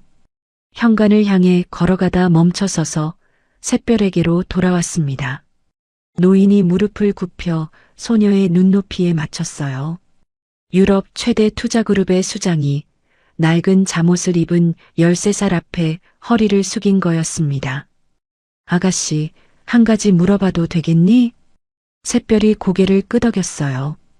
영국으로 공부하러 올 생각은 없니? 네 나이에 이 정도 실력이면 세계 어디를 가도 환영받을 거야. 내가 돕고 싶구나. 수행원이 그 말을 우리말로 옮겼을 때 거실에 있던 모든 사람이 숨을 들이켰습니다. 유럽 최고의 투자자가 직접 유학 지원을 제안한 거였어요. 샛별의 눈이 한순간 흔들렸습니다. 딱 한순간이었어요. 영국, 공부, 세계가 환영하는 곳, 보일러 배관 옆이 아니라 진짜 책상에서 공부할 수 있는 곳, 쓰레기통이 아니라 도서관에서 책을 펼칠 수 있는 곳. 소녀의 가슴 한쪽에서 뜨거운 것이 차올랐지만 샛별은 그 감정을 삼켰습니다. 감사합니다, 회장님. 하지만 지금은 대답을 드리기 어려울 것 같아요. 먼저 제 엄마와 이야기를 나눠봐야 해요. 스미스 회장이 미소를 지었어요. 짧지만 따뜻한 미소였습니다. 스미스 회장이 현관을 나섰습니다.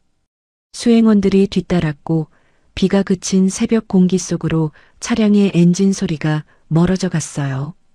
현관문이 닫혔습니다. 거실에 정적이 내려앉았어요. 하지만 그건 안도의 정적이 아니었습니다. 폭풍전의 고요였어요. 회장님이 소파에서 천천히 일어났습니다. 2시간 전만 해도 혈압이 올라 쓰러질 뻔했던 사람이었지만 지금 회장님의 몸 안에서는 전혀 다른 것이 끓어오르고 있었어요. 일어서는 동작 하나하나에 분노가 실려 있었습니다. 느리지만 무거운 70평생을 쌓아 올린 가장의 분노. 회장님이 아들과 며느리를 돌아봤어요. 아들은 벽에 등을 붙인 채 고개를 떨구고 있었고 며느리는 바닥에서 겨우 일어나 소파 모서리를 잡고 서 있었습니다. 두 사람 모두 회장님의 시선을 피했어요. 감히 올려다볼 수가 없었겠죠. 하지만 며느리가 먼저 입을 열었습니다. 아버님, 저 애가 영어를 잘하는 건 이유가 있어요. 저 애가 우리 민준이 공부방을 훔쳐봤거든요. 민준이가 과외받는 걸 몰래 엿듣고 책상 위에 교재를 베낀 거라고요. 도둑질이나 다름없는 건데 왜 아무도 그걸 따지지 않는 거예요? 며느리의 목소리는 점점 높아졌습니다. 하지만 그 말이 높아질수록 거실의 공기는 더 무겁게 가라앉았어요. 직원들이 고개를 돌렸습니다. 누구의 눈에도 그건 변명이었으니까요. 민준이 버린 걸 주었을 뿐인데 훔쳤다고 우기는 것. 쓰레기통에 처박은 것마저 자기 것이라고 주장하는 것. 그 구차함이 거실 안을 가득 채웠지만 며느리는 그걸 깨닫지 못했어요. 회장님이 며느리를 바라봤습니다. 한참을요. 아무 말 없이.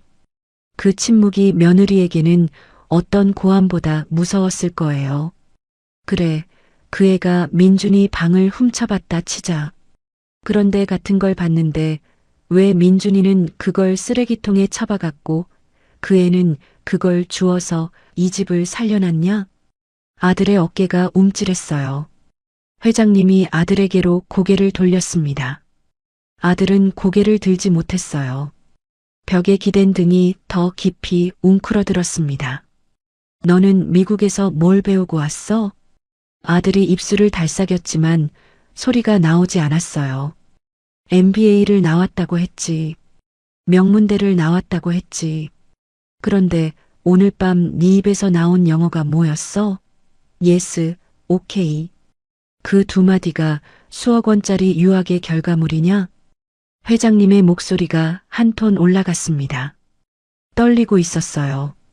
분노 때문만은 아니었습니다.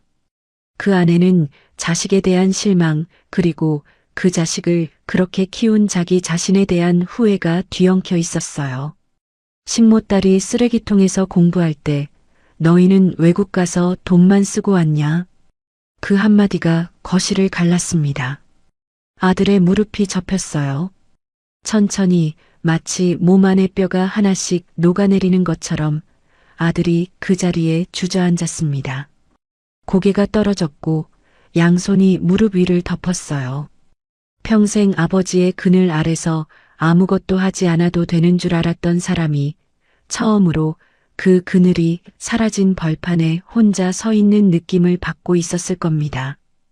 회장님은 시선을 돌렸어요.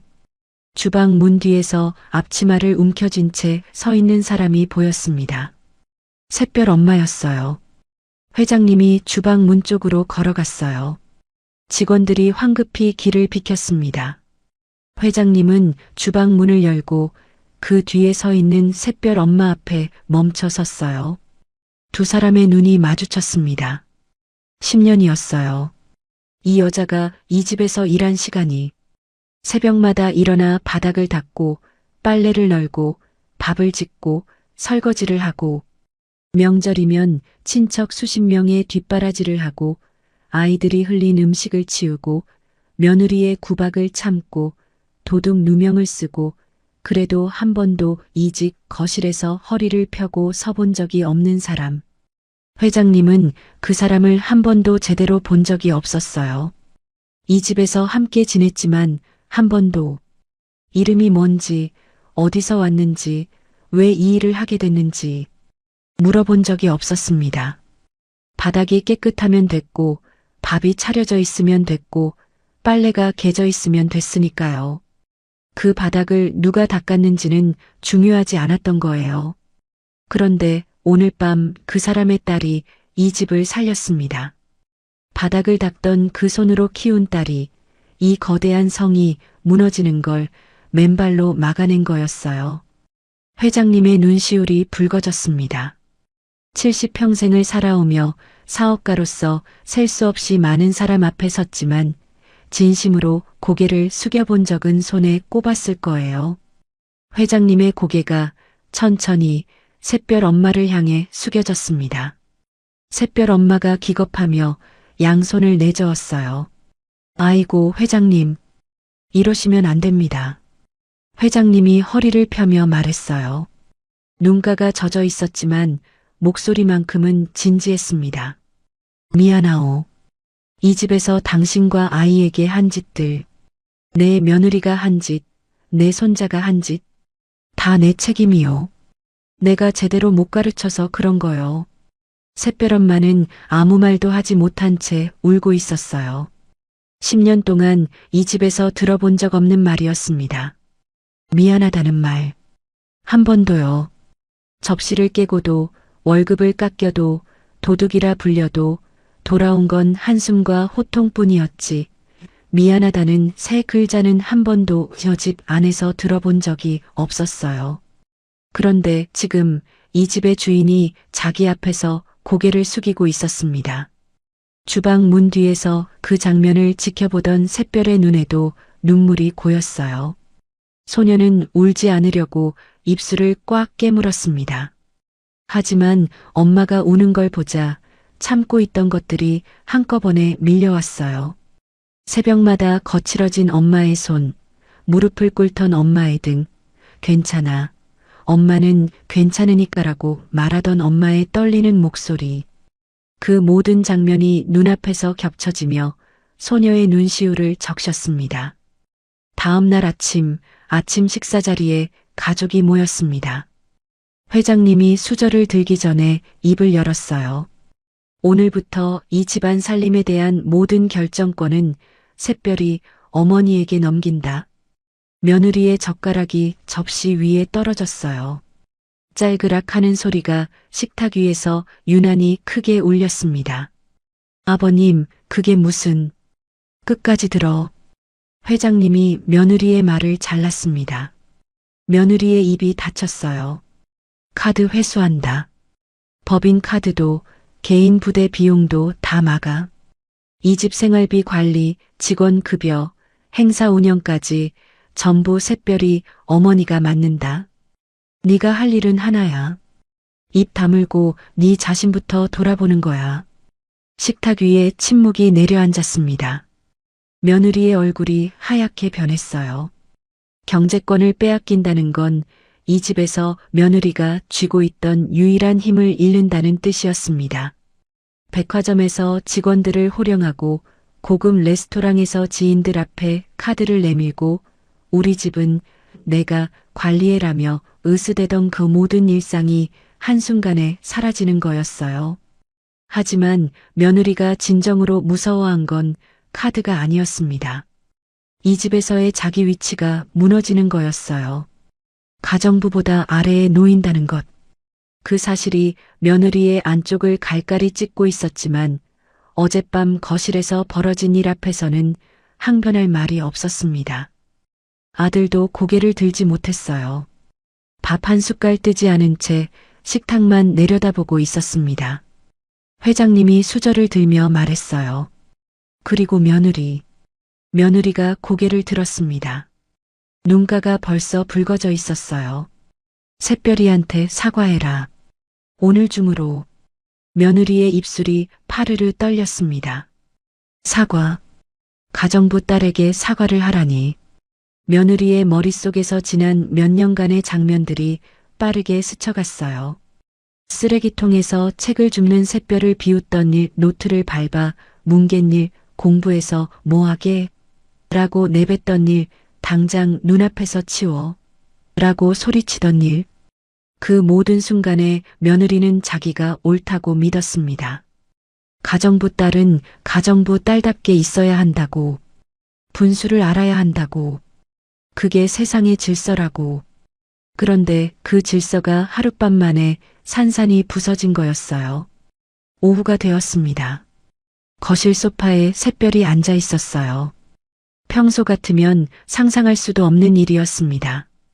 가정부의 딸이 거실 소파에 앉는다는 건 이 집에서는 있을 수 없는 광경이었으니까요. 하지만 오늘은 달랐습니다. 회장님이 직접 샛별을 거실로 불렀어요. 며느리가 계단을 내려왔습니다. 화장을 고치고 옷을 갈아입었지만 그 어떤 것으로도 가릴 수 없는 것이 며느리의 얼굴 위에 드러나 있었어요. 수치심이었습니다. 하지만 그 수치심 아래에 아주 작은 며느리 자신도 인정하고 싶지 않은 감정이 하나 더 있었어요. 그건 어쩌면 후회였을지도 모릅니다. 노트를 밟을 때 발바닥 아래에서 느꼈던 종이의 감촉이 이상하게도 지금까지 지워지지 않았으니까요. 며느리가 샛별 앞에 섰습니다. 두 사람 사이에 잠시 침묵이 흘렀어요. 며느리는 입을 열었다 닫기를 몇 번 반복하더니 결국 고개를 숙이며 말했습니다. 샛별아, 그동안 미안했다. 진심이 얼마나 섞여 있었는지는 솔직히 며느리 본인도 정확히 모르고 있었을 거예요. 미안해서 하는 말인지 회장님이 시켜서 하는 말인지 아니면 어젯밤 자기가 울면서 매달린 사람을 13살이 두 마디로 되돌려 앉혔다는 충격이 아직도 가시지 않아서 나오는 말인지. 하지만 샛별은 그 사과를 고스란히 받지 않았어요. 사모님, 사과는 제가 아니라 제 엄마한테 하세요. 며느리의 눈이 커졌어요. 저는 노트가 밟혀도 다시 쓰면 돼요. 연필이 부러져도 깎으면 되고요. 하지만 제 엄마는요, 사모님한테 도둑이라고 불린 그날 다시 쓸 수가 없었어요. 10년 동안 하루도 빠지지 않고 이 집을 닦아온 사람한테 도둑이라고 하신 거, 그건 연필처럼 깎아서 되돌릴 수 있는 게 아니에요. 그날 오후 또 하나의 명이 떨어졌습니다. 회장님이 손자 민준을 불렀어요. 민주는 아침부터 자기 방에 틀어박혀 있었습니다. 어젯밤 무슨 일이 있었는지 전해 듣고서 겁이 났던 거예요. 할아버지 앞에 끌려 나온 민주는 고개를 숙인 채 손을 비비고 있었습니다. 회장님이 말했어요. 민준아, 너 지금부터 일주일 동안 샛별이가 쓰던 지하실 창고 방에서 지내라. 민준의 눈이 휘둥그레졌어요. 할아버지, 거기는 보일러 소리 나고 벌레도 나오고. 그래. 거기서 샛별이가 공부했다. 네가 쓰레기통에 처박은 책들, 그 애는 거기서 주워서 읽었어. 네가 찢어버린 숙제, 그 애는 거기서 이어 붙여서 베꼈고. 너도 일주일만 거기서 살아봐라. 그러면 네가 그동안 밟고 서 있었던 게 뭐였는지 알 수 있을 거다. 민준의 얼굴이 일그러졌어요. 울음이 터질 것 같은 표정이었지만 할아버지의 눈빛이 결코 물러서지 않을 거라는 걸 알았는지 입술을 깨물며 고개를 끄덕였습니다.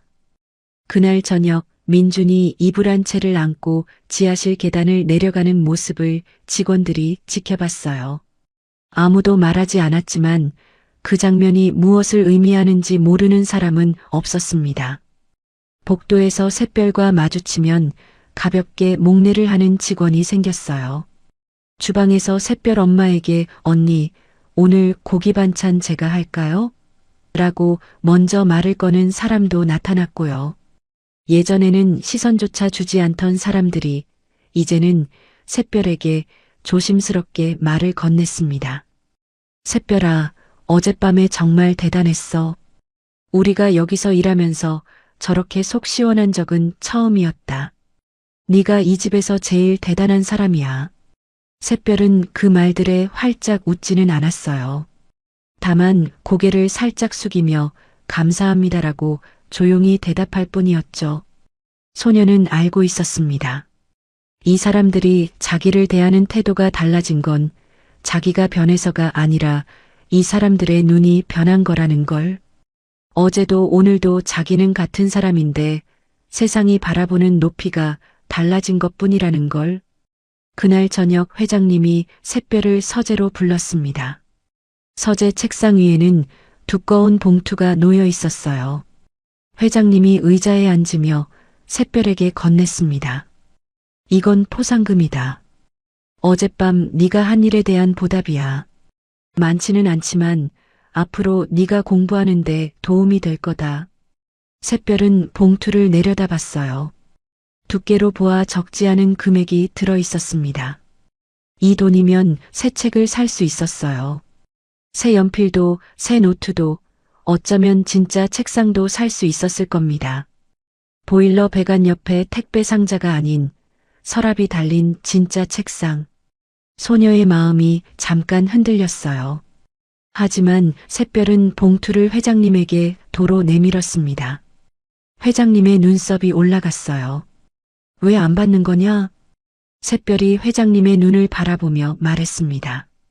목소리가 조용했지만 그 안에는 13살이 품을 수 있는 가장 깊은 종류의 진심이 담겨 있었어요. 회장님, 돈 대신 한 가지만 약속해 주세요. 약속? 나중에 제 엄마와 제가 이 집을 나가게 되는 날이 오면요.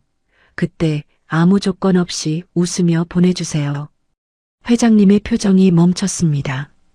그게 무슨 소리냐? 네가 여기서 나가겠다는 거냐? 언젠가는 나가야죠. 여기는 우리 집이 아니니까요.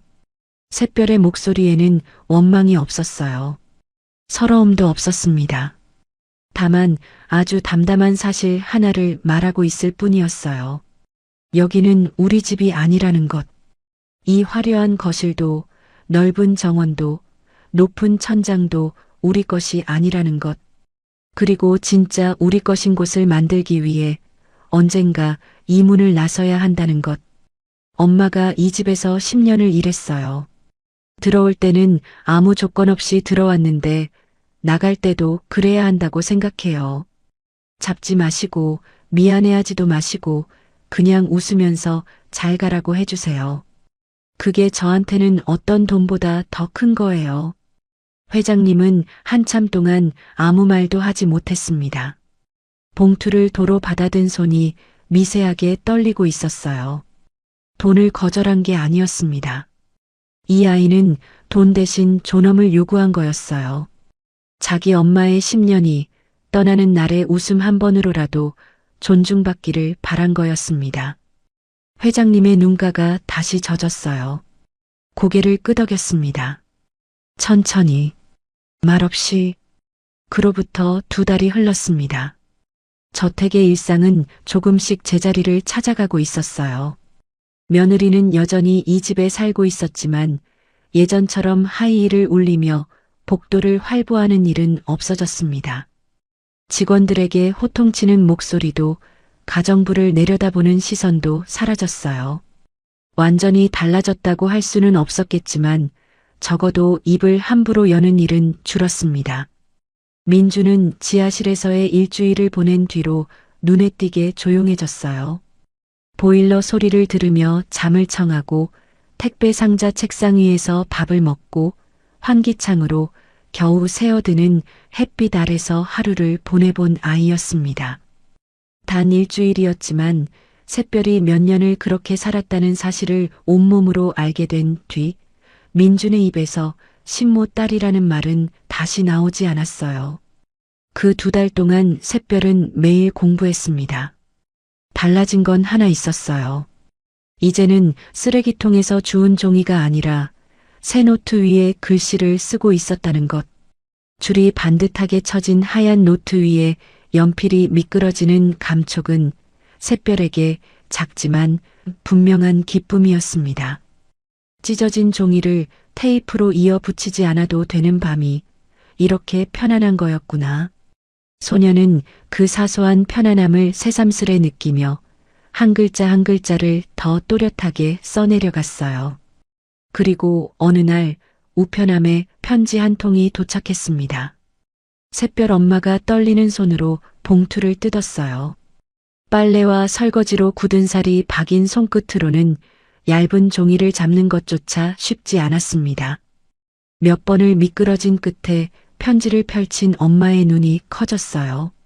서울에서 손꼽히는 명문 중학교의 이름이 맨 위에 적혀 있었습니다. 그 아래에 장학생 합격이라는 글자가 또렷하게 인쇄되어 있었어요. 재벌가의 추천서도 없었고 고액 과외를 받은 적도 없었습니다. 입학 원서에 적을 수 있는 거창한 경력도 없었어요.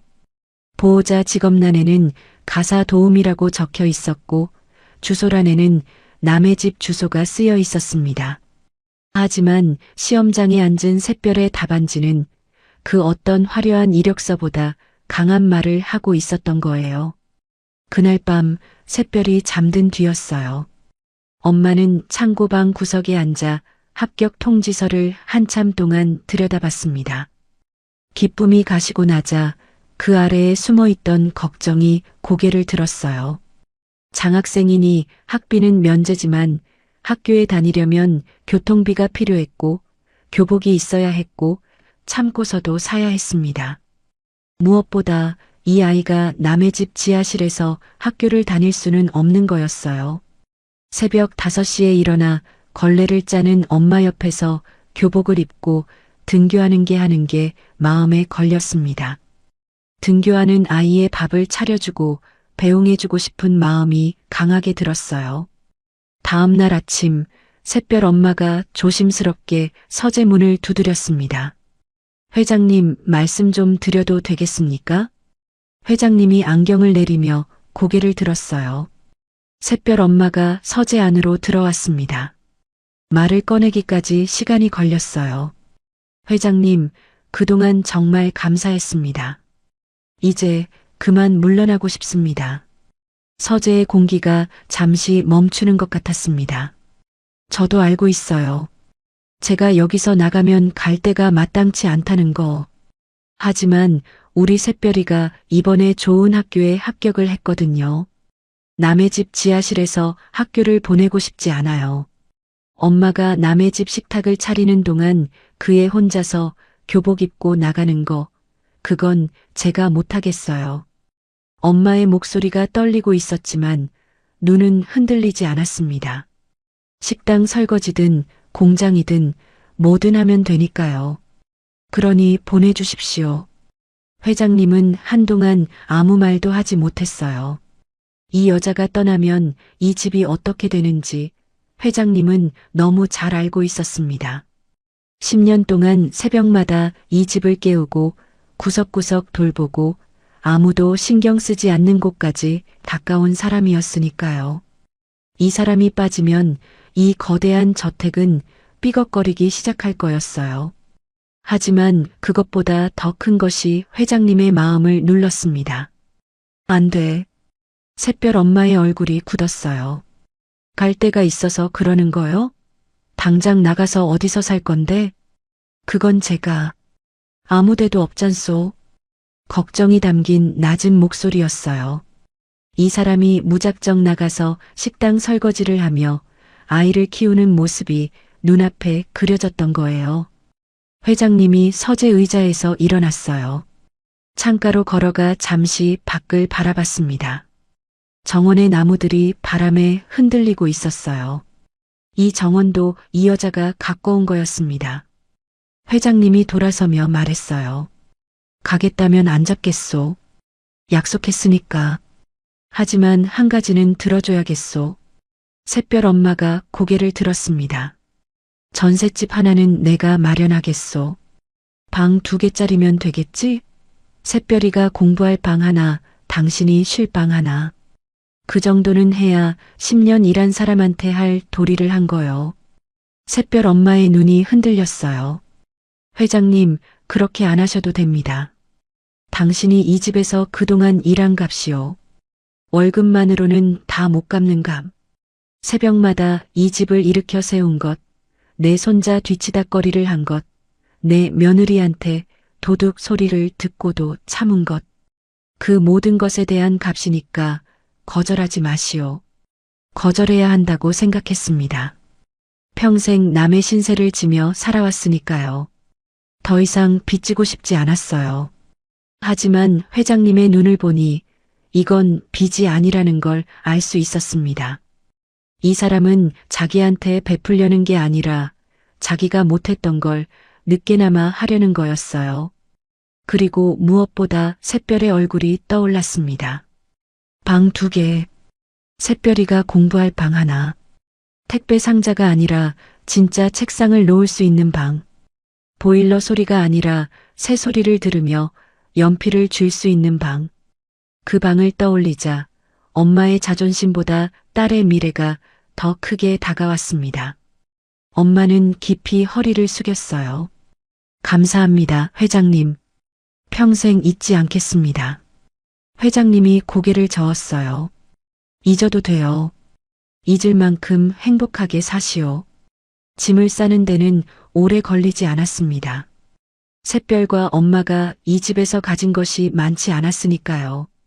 낡은 가방 2개에 옷가지와 살림살이를 넣고 짧아진 연필들을 빈 통조림 캔째로 챙기고 새 노트 묶음을 가방 맨 위에 올렸어요.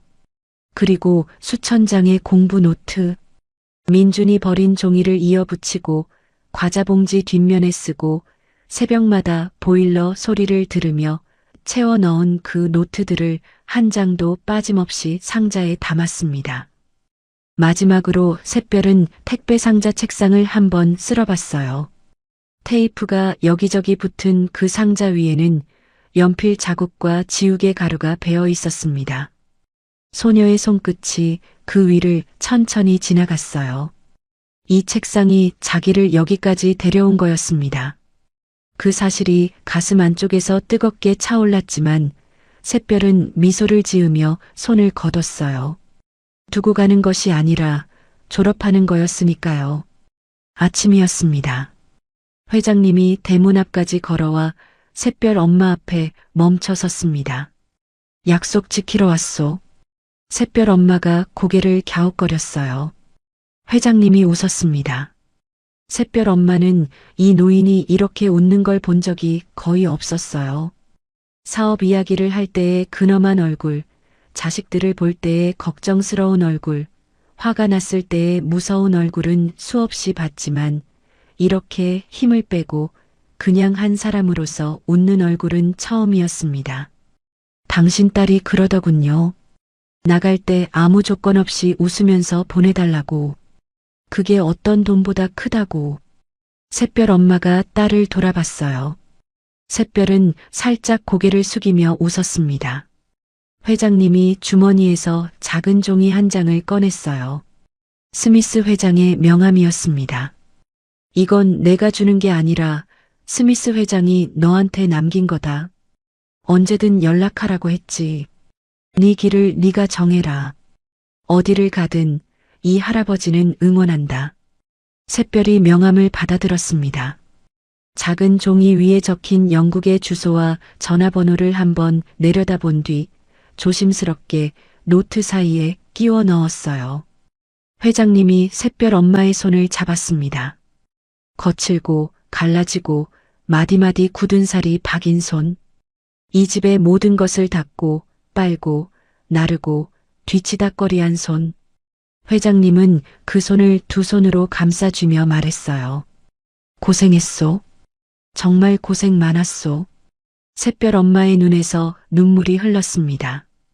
대문을 나선 샛별이 엄마의 손을 잡았습니다. 엄마, 이제 남의 집 말고 우리 집 거실에서 영어 공부하자. 엄마가 딸을 내려다봤어요. 입술이 떨렸지만 울지 않으려고 애쓰며 웃었습니다. 그래, 우리 집 거실. 좁아도 괜찮지? 괜찮아. 엄마가 있으면 거기가 제일 넓은 거실이야. 엄마가 끝내 웃음을 터뜨렸어요. 저택의 높은 담장이 뒤로 멀어지고 골목길이 나타나고 골목 끝에서 아침 햇살이 쏟아져 내리고 있었습니다. 엄마와 딸의 그림자가 나란히 길 위에 뻗어 있었어요.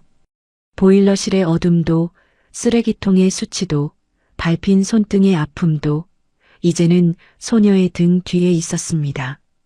앞에는 햇빛이 있었어요.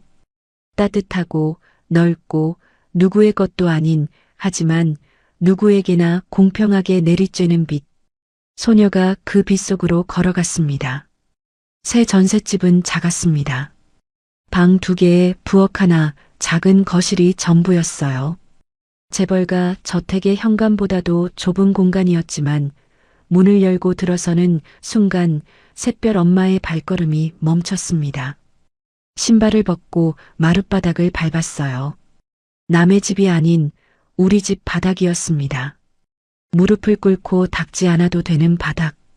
누가 더럽혔다고 호통치지 않는 바닥. 엄마는 그 위에 한참을 서 있었어요. 샛별이 작은 방에 가방을 내려놓으며 소리쳤습니다. 엄마, 여기 내 방이다. 창문도 있어. 진짜 창문. 지하실 환기창이 아닌 하늘이 보이는 창문이었어요. 햇빛이 바닥까지 쏟아져 들어오고 있었습니다. 샛별은 그 빛 아래에 노트 상자를 내려놓았어요. 수천 장의 노트 위로 햇살이 부서졌습니다. 보일러 소리를 들으며 채운 그 글자들이 처음으로 제대로 된 빛을 받고 있었어요. 엄마는 딸의 방 문 앞에 서서 그 모습을 바라봤습니다. 문득 10년 전이 떠올랐어요. 그때 엄마는 29이었습니다. 3살배기 샛별이를 안고 저택 앞에 처음 섰던 날. 비가 내리고 있었어요. 샛별이는 엄마 품에서 잠들어 있었고 엄마의 등에는 아기 이불 하나를 꾸역꾸역 넣은 보따리가 매달려 있었습니다. 남편이 떠난 지 넉 달째였어요. 교통사고였습니다. 새벽 배달을 마치고 돌아오던 길이었다고 했어요. 병원에 도착했을 때는 이미 늦은 뒤였고 엄마는 남편의 얼굴을 보지도 못한 채 장례를 치렀습니다. 29에 혼자가 됐어요. 가진 건 3살짜리 딸 하나와 남편이 남긴 빚뿐이었습니다. 친척도 의지할 곳도 없었어요. 방을 얻을 돈도 없었고 아이를 맡길 곳도 없었습니다. 직업 속에서를 전전하다 겨우 찾은 곳이 그 재벌가였어요. 아이와 함께 살 수 있다는 조건 대신 월급은 절반밖에 되지 않았지만 엄마는 망설이지 않았습니다. 지하 창고 방을 처음 봤을 때 보일러 배관 보이고 벽에는 곰팡이 자국이 있었어요. 하지만 엄마는 웃었습니다. 비를 맞지 않아도 되니까요. 이 아이를 눕힐 수 있으니까요. 그걸로 충분했어요. 샛별이를 바닥에 내려놓고 이불을 덮어주고 처음으로 걸레를 쥐었습니다. 3살짜리가 잠든 얼굴을 한번 내려다본 뒤 계단을 올라가 남의 집 바닥을 닦기 시작했어요. 그게 10년 전이었습니다. 엄마는 거실 바닥에 앉았어요. 우리 집 거실 바닥에 창밖으로 저녁 노을이 번지고 있었습니다. 주황빛이 작은 거실 안을 따뜻하게 물들였어요. 샛별이 방에서 노트를 정리하는 소리가 들려왔습니다. 연필을 굴리는 소리, 종이를 넘기는 소리, 가끔 작게 영어 단어를 의조리는 소리. 그 소리를 들으며 엄마는 벽에 등을 기댔습니다. 앞치마 주머니 안에 낡은 지갑이 하나 있었어요. 10년 동안 한 번도 바꾸지 않은 지갑. 엄마가 그 지갑을 열었습니다. 카드 한 장 없는 지갑 안쪽 비닐칸에 사진 한 장이 끼워져 있었어요. 남편이었습니다. 웃고 있었어요. 현관 앞에서 찍은 사진이었습니다. 점퍼 지퍼를 올리다 만 채 카메라를 보며 웃고 있었어요. 세상에서 가장 선한 웃음이었습니다. 그 사진을 찍은 게 남편의 마지막 아침인 줄 그때는 몰랐어요. 엄마의 손가락이 사진 위를 쓸었습니다. 여보, 우리 샛별이가 장학생이 됐어. 명문 중학교야. 믿어져? 우리가 못해준 거 그 애가 혼자 다 해냈어. 노을빛에 사진이 물들었습니다. 이 집 봐, 여보. 우리 집이야. 작지? 그래도 창문으로 하늘이 보여. 샛별이 방에는 햇빛도 들어오고 엄마의 눈에서 눈물이 흘렀습니다. 당신이 보고 싶어? 오늘따라 유난히 목소리가 갈라졌어요. 당신이 살아있었으면 얼마나 좋았을까. 이 애가 영어하는 거 들었으면 당신이 얼마나 좋아했을까. 그 큰 손으로 샛별이 머리 쓰다듬으면서 우리 딸 잘한다. 그렇게 말해줬을 텐데. 눈물이 멈추지 않았어요. 소리를 죽이며 울었습니다. 딸이 들을까봐. 이 행복한 저녁에 엄마가 우는 걸 보이고 싶지 않아서 샛별이 방에서 나왔습니다. 엄마가 황급히 눈물을 닦았지만 이미 늦었어요. 샛별은 아무 말 없이 엄마 옆에 앉았습니다. 엄마의 손에 들린 사진을 봤어요. 아빠의 얼굴. 기억나지 않는 얼굴이었습니다. 3살 때 떠난 사람이니까요. 하지만 엄마가 이 사진을 볼 때마다 우는 이유는 알고 있었어요. 샛별이 엄마의 어깨에 머리를 기댔습니다. 엄마, 아빠도 보고 있을 거야. 우리가 이사한 거. 엄마가 딸의 머리카락을 쓸어넘겼어요. 아무 말도 하지 못하고 다만 딸의 머리카락을 쓰다듬을 뿐이었습니다. 창밖에 노을이 천천히 물러가고 어둠이 내려오기 시작했어요. 하지만 작은 거실 안은 따뜻했습니다. 아무 말도 없었지만 괜찮았습니다. 이 침묵은 외로운 침묵이 아니었으니까요. 처음으로 우리 집에서 맞는 우리의 저녁이었습니다. 끝까지 시청해주신 봄날 인생 구독자 선생님들, 정말 감사합니다. 오늘의 사연은 어떻게 들으셨나요? 재미있게 들으셨으면 댓글에 좋아요라고 한번 남겨주세요. 선생님들의 댓글이 큰 힘이 됩니다. 그럼 오늘도 행복한 하루 되세요. 여기는 봄날 인생입니다.